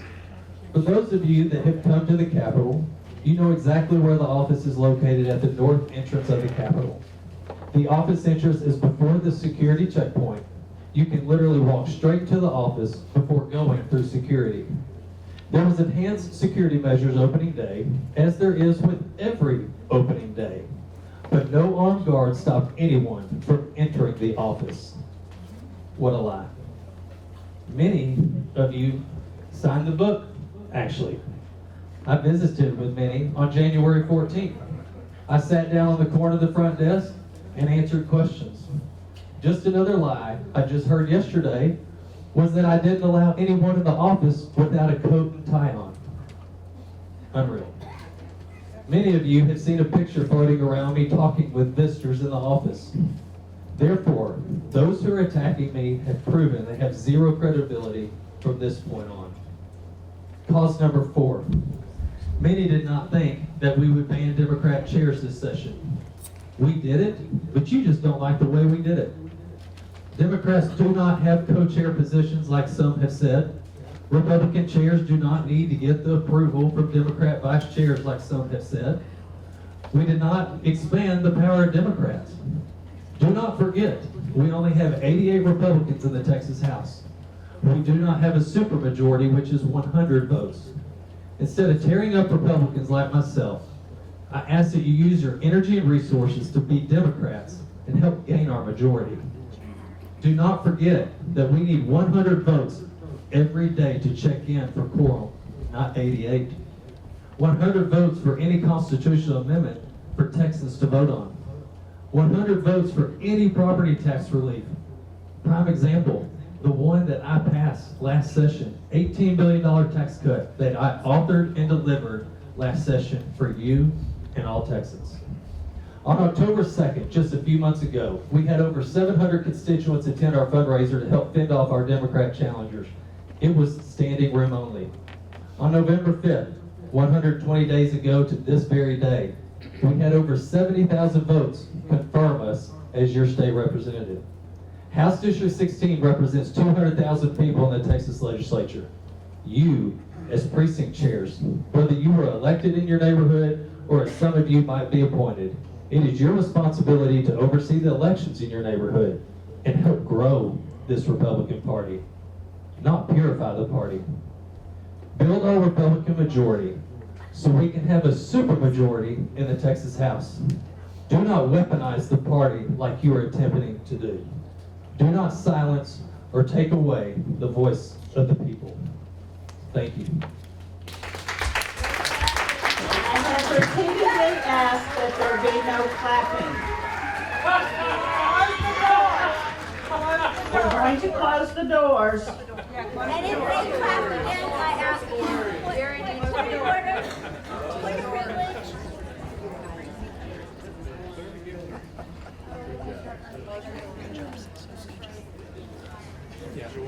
I have repeatedly asked that you not do that. Keep your seat.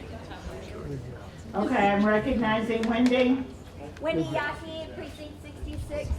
If they clap anymore, can they be removed too? Yes, ma'am. You can't speak. So, we're proceeding on with the 3 for and a 3 against. So, if you're on the for side, you're gonna stand over here. And the against side, if you'll stand over here. What I'd like to do is alternate. So y'all can, we're gonna do against, and then the fors, and then against, and then the fors. Everyone knows that Nita has the clock, and you have 3 minutes to speak. So, May I ask a question? we have one, yes ma'am. Will they identify if they are in the respective precincts, please, when they speak? Yes, start off with your name and your precinct, please, when you speak. Yes, each one of you are going to have 3 minutes, and it, like I said, Nita is sitting right there, she has the timer. So, Miss Ann, do you wanna go first, or which one of y'all wanna go first? Point of order, please. Charlotte Beelan, precinct 43. Yes, ma'am. We need their district number, not their, whether they're in That's not part of the, We just need their precinct number, thank you. All right, so remember, please, no clapping, no hooting, or anything else. We're just paying attention to these speakers. Ann Kate, precinct 72, district 16. It's difficult to prepare remarks when you don't even know what the subject is going to be. First, Representatives Metcalf and Bell were delivered censure resolutions at their offices by one of our precinct chairs. They were invited to come to tonight's meeting, and they felt they needed to give their side, even though it meant a 3-hour drive here and 3 hours back tonight. As far as I know, the resolution was never sent to precinct chairs. Then there was a letter of condemnation instead, and we got that in an email Saturday. Here we are this evening with another censure resolution that I, for one, did not get until tonight. I object to the lack of notice, and it, as I said, it's hard to write a speech. I have a copy of a letter Representative David Cook sent to Democrats asking for their support in his bid for the speakership, but apparently he didn't get enough of them to be successful. Burrows did the same thing and was elected, but he was vilified for getting Democrat support. Condemning the vote for previous question on House rules made me laugh, because when this body passed the bylaws, there was someone called the question, and we never got to discuss any of it. No Democrat chairs, I think, has been addressed. All standing committees have Republican chairs. The Texas House Caucus said in a statement, part of it, with Speaker Burrow's appointment of all Republican majority committees with all Republican chairs, the caucus is ready to get to work to deliver strong conservative results for all Texans. Now, I would like to apologize for all of you that are still out in the hallway. It's been 2 hours that you've been standing up, but in a way it's good, because now those of you out there can see and tell everyone how this body works. Okay, we are now going to the door shut, so can't throw them any further out. Okay, we have the floor. Yes, ma'am. My name is Kristen Plaisance. I'm the chair of Precinct 33. I am in Cecil Bell's district. I'm speaking in favor of this resolution. RPT Principle 1 requires strict adherence to the original language and intent of the Texas Constitution.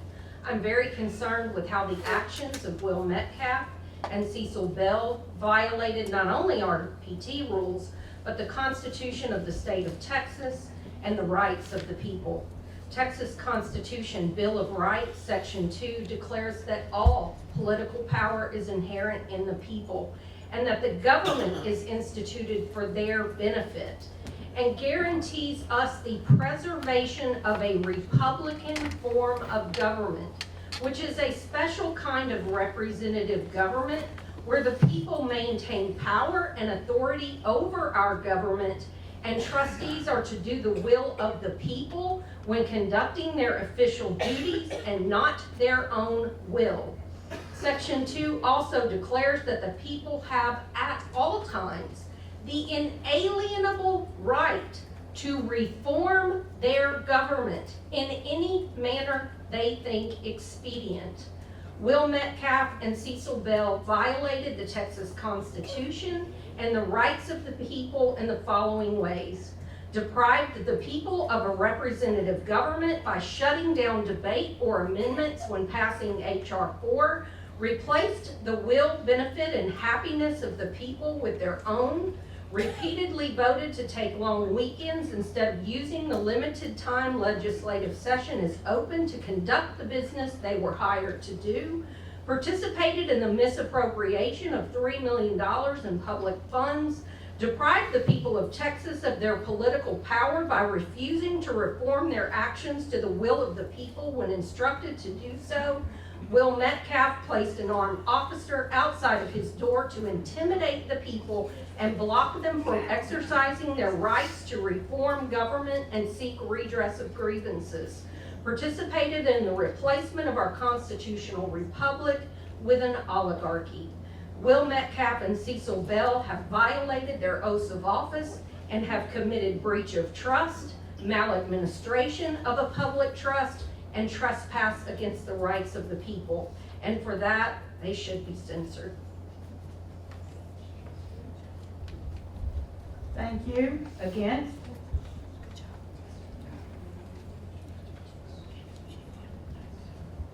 I think y'all know me, Scott Baker, Precinct 23.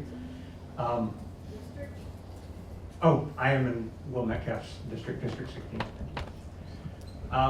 The principles listed in the Republican Party rules are the very first thing listed here. It says, to wit, Principle 5, which is personal accountability and responsibility. Has anyone here ever missed a bill or been late with a payment? You are censurable by your personal and accountability and responsibility, your lack of it. That's literally what this says. I mean, I'm not making this up. That's what the whole point of that line is general personal accountability. We believe in it. I don't know how you censure somebody based on your theory that they somehow did that, and clearly defined by Merriam-Webster's dictionary. It's not even clear what this is defined. This is how thin the rationale is for these. That's what I'm giving you an example of. It's just ridiculous that we're standing here. That both representatives have very articulately smashed the vast majority of the rationale that has been used to draft this laughable document.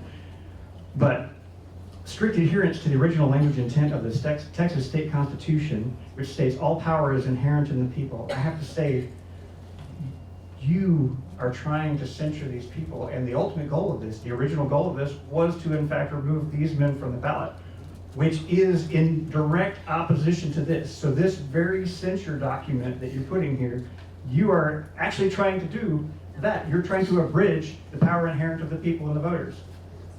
You.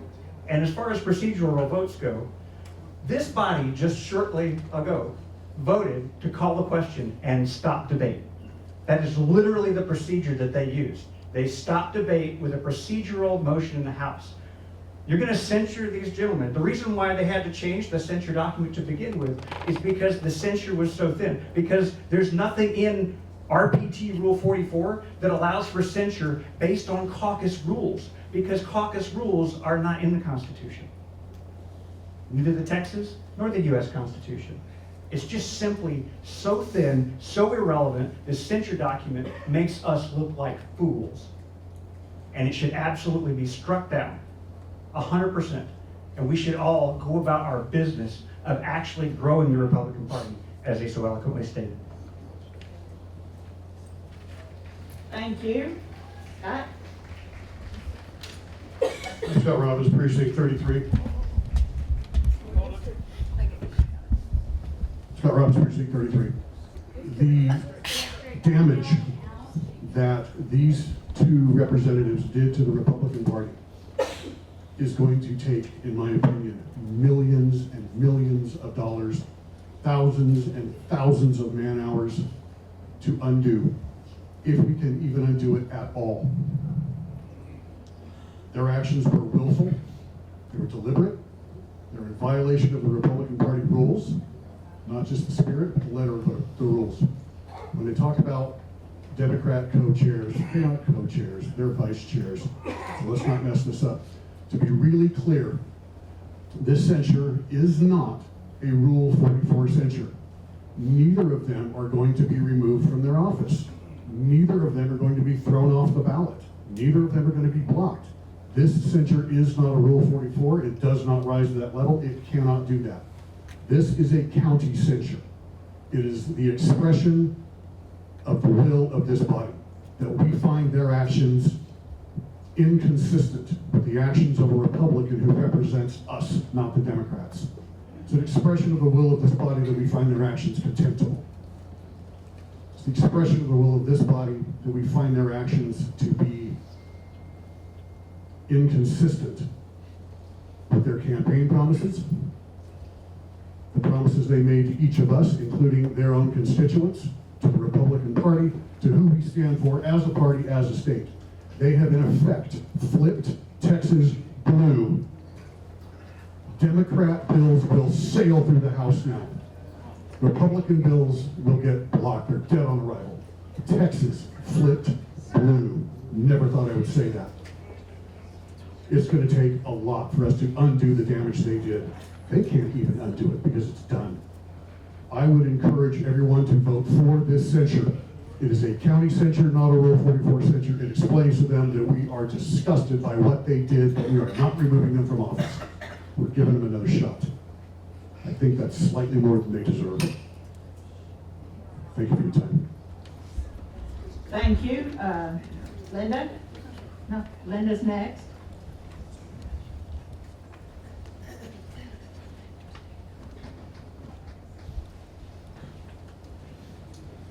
Hi, my name is Linda Stuckey. I'm precinct 29. I'm in Cecil's district, and this just amazes me. What I want to talk to you about is common sense. I had much more conversation with their voters than we have. Who do we think we are that we get to choose all of those things? I think we need to really think this through. And especially those of you that are new precinct chairs. This is plain wrong. And I ask for you to please vote no. Thank you. Sunday is the last speaker.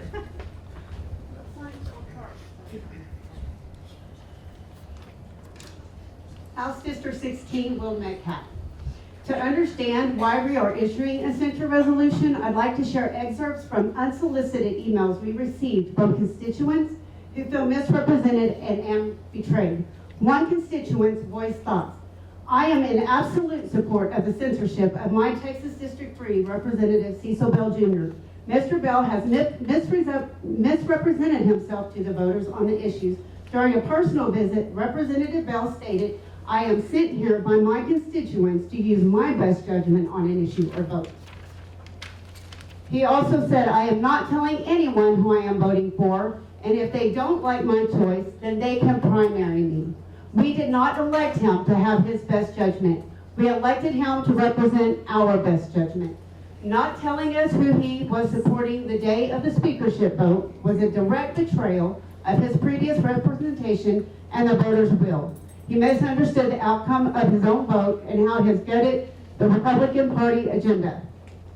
A new Montgomery County president shared the disappointment. As a new member of Montgomery County, I'm tremendously disappointed in the two House Representatives, Bell and Metcalf, who voted with all the Democrats to elect a liberal, not conservative Speaker of the House.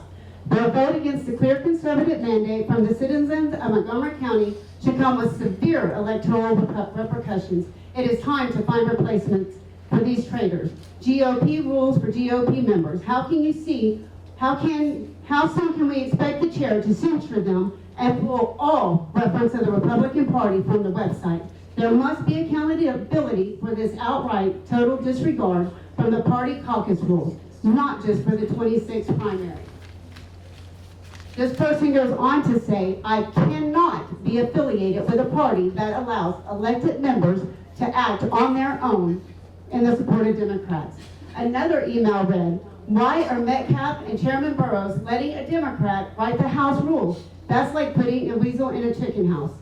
These are just a few of many emails we've received from constituents expressing their frustration and disappointment. How many more voices need to be heard before taking action? Representative Metcalf acknowledged that he received the resolution or urging Montgomery County reps to vote for the caucus nominee. However, he stated that he knew better than his constituents and how the vote works because he closely works with these individuals, and that his constituents would just have to trust him. It is a clear message, these messages, that the people of Montgomery County feel betrayed and demand accountability.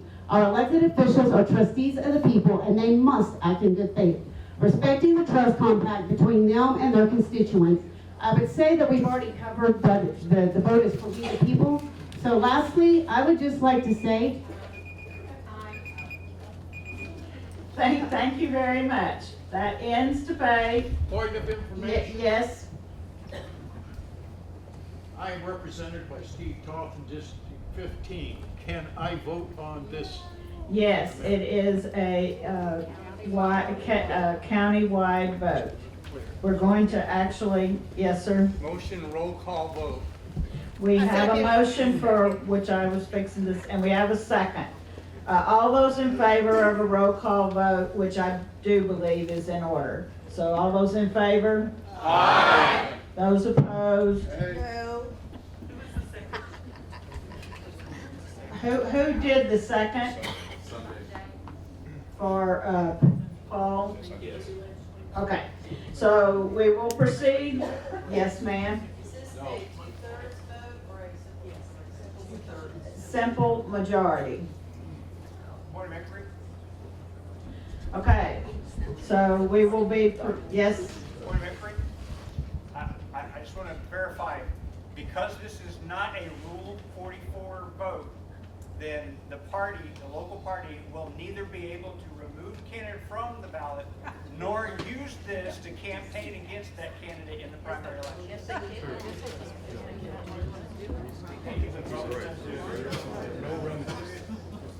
Not the party. You cannot use party resources. I'm sorry, I'm having, I couldn't hear the last part of what you said.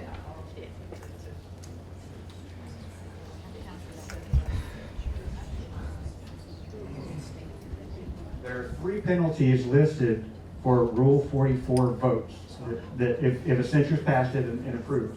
And that is that the county chair may remove a candidate from office, or from the ballot, or that the county party may use county party assets and monies to campaign against the candidates that are censured. Neither one of those can be used since this is not a Rule 44. I want to confirm everybody's aware of that.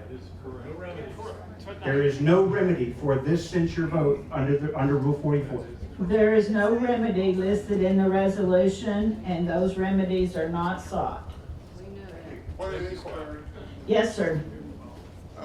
Clarification, we still have that right as a body to enforce any of those penalties at a later time, as discussed several times. Yes, sir, you always have that right. Not based on this.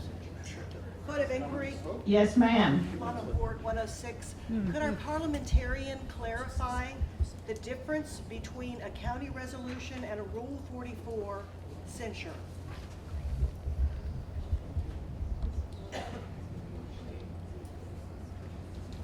Okay. Instead of the parliamentarian, if you will take me as the SREC, I will attempt to make that clarification. A countywide censure is just that. It's just from this body. It goes no further. It does not go up to the SREC. A Rule 44 has very stringent rules and must proceed on, and if the body so votes, there's very strict rules about the voting. If the body so votes, it would go to it is not in force until it gets to the SREC and then receives a 2/3 vote of the SREC. At that point, whatever remedies the SREC voted to apply would be applied to the censure. So this particular resolution has no remedies at the bottom, if you can look and see that. So we are asking for none. We are not forwarded it. Just a minute. We are not forwarded it to the SREC. It goes no further than the local CAC. So does that clarify the difference between the Rule 44 and a regular censure of the county? Yes, thank you for the clarifying points. Thank you. Now I have Linda. I would like clarification on, we had that meeting and some candidates were endorsed by our party, okay? If candidates are censured as this county censure, or whatever you want to call it, then can that be used against them and endorsing? Well, we would still not be able to endorse in a Republican primary. The endorsements that we did were in nonpartisan races only, which is allowed by the RPT. The endorsements we did were in nonpartisan races. But it was clearly stated in that meeting that was just a start and that they would like to add. Well, that would be out of order for us to change that. It's an RPT rule. You can't change that. I don't know what particular sentence you're referring to, but we only can endorse in a nonpartisan race. So it can't be used against a candidate. If for instance, if Will was censured or Cecil was censured, then this is the Republican Party cannot be used against them. And by the way, you know, I mean, this change the names. It doesn't matter whether it's them. Put Boucher in there. Put Christian Collins in there. Put me in there. Put you in there. It should. It's a principle. It's not Okay. just a person. We're just gonna move on. Yes, ma'am, Wendy. Wendy Yaki, Precinct 66. So if we censure them now without any remedies, will that hinder us from No, ma'am. censuring them again? No, ma'am. with I remedies? already answered that over here. You are always can do whatever the CAC's going to do. Come on, guys. All right, Ginger. Call a question. Madam Chair, I was standing. Call the question. Do we have a second? Madam Chair, I was standing with my hand up. before Yes, she called the ma'am. question. Yes, ma'am. I just want to share with the body that 37 members of the CEC are House District 3 members. 35 are House District 15. Nothing spoken about House District 15's rep. 37 are House District 16 and 4 are House District 18. Thank you for the information. We Moving on. we are voting against two Excuse districts. me, thank you. We are moving on to the vote. So it will be a roll call vote. We need silence in the room because we have to have the secretary have the ability to hear your answer.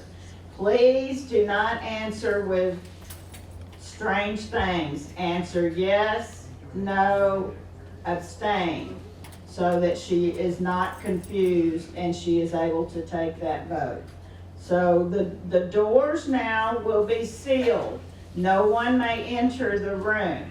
You may leave if you need to, but we will not be allowing anyone in until the voting is complete. So we're proceeding on with the roll call vote. Thank you. Karen is going to record on the screens that you can see, so just everybody keep watch. Greg Bettis? Yes. A 1 is yes and a 0 is no. Kent Frappier? 0. No, you have to say no, yes or no. Can you say it again, what we're voting on? The resolution, to adopt the resolution or not to adopt the resolution.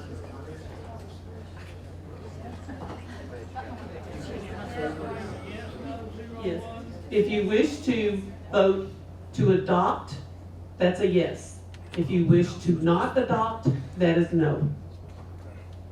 Quentin, we're in voting. We can't have any more discussion. I'm sorry. Alex Shandell was not here.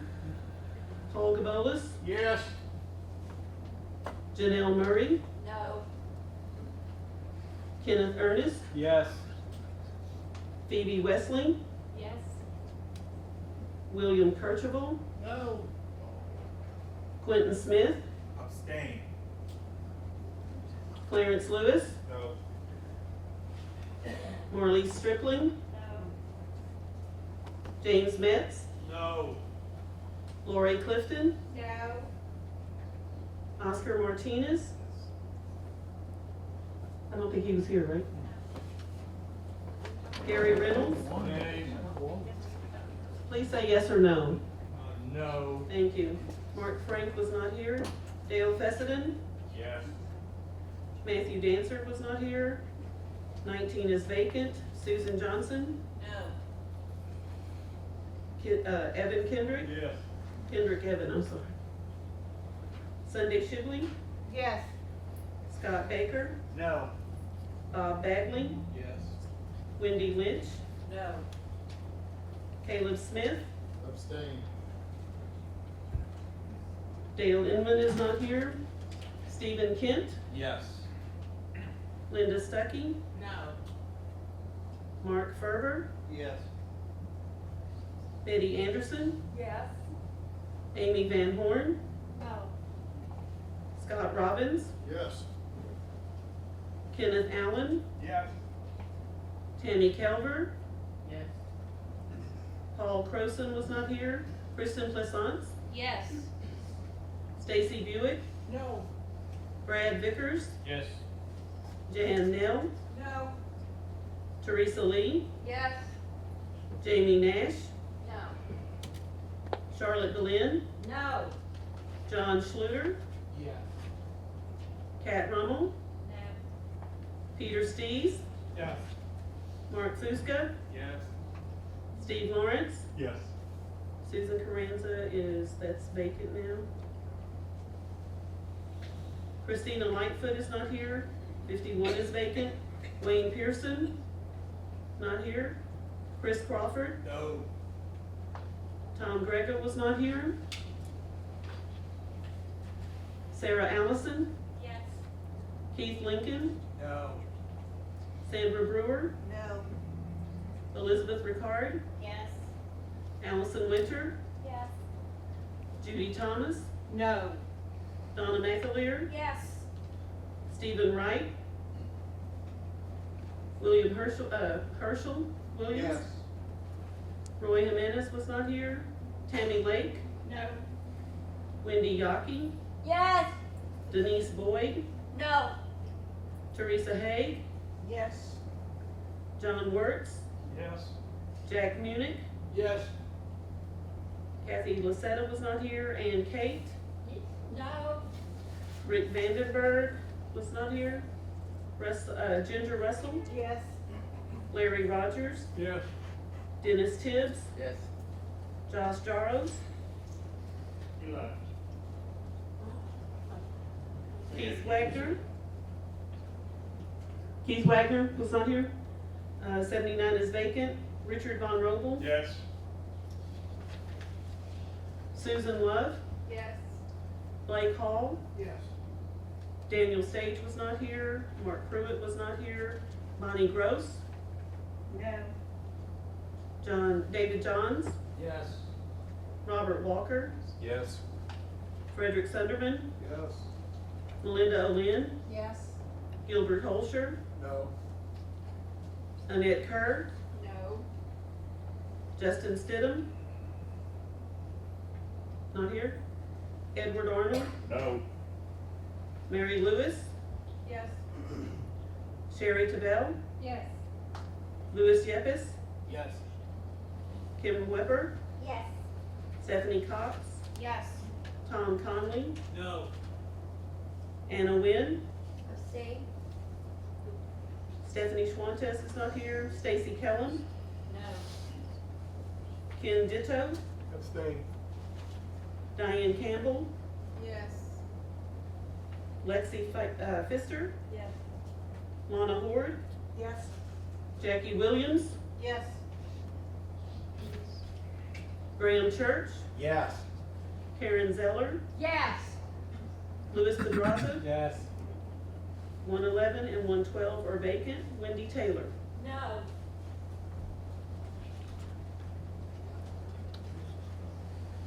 Point of inquiry? Yes, sir. We confirmed that the threshold for a censure vote is 2/3, not, I mean.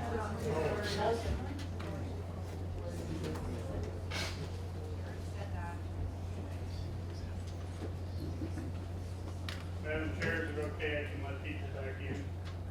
So the vote is not good? No, the vote has to be announced. She's fixing to announce.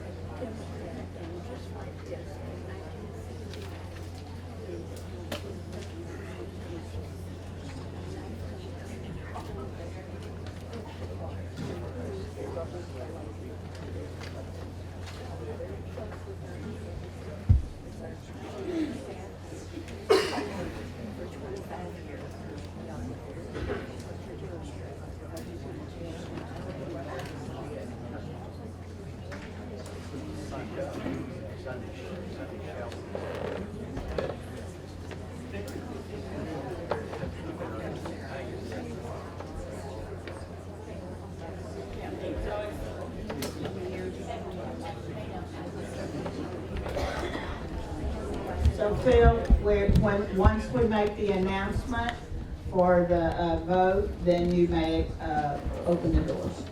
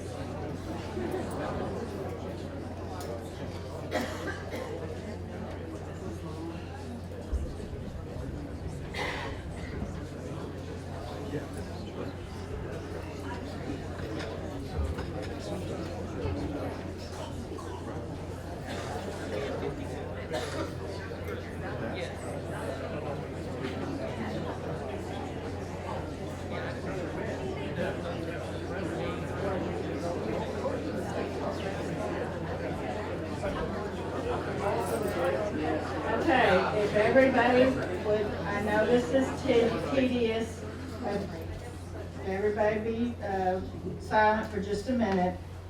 We have 52 for, 32 against, and 3 abstentions. So I just want to say this is not a pleasant thing, and I'm really hoping that the party all comes together and we get on with the business at hand. So it's for those that are, we are going to take a 10-minute recess and then resume business. 10 minutes. Thank y'all for everybody.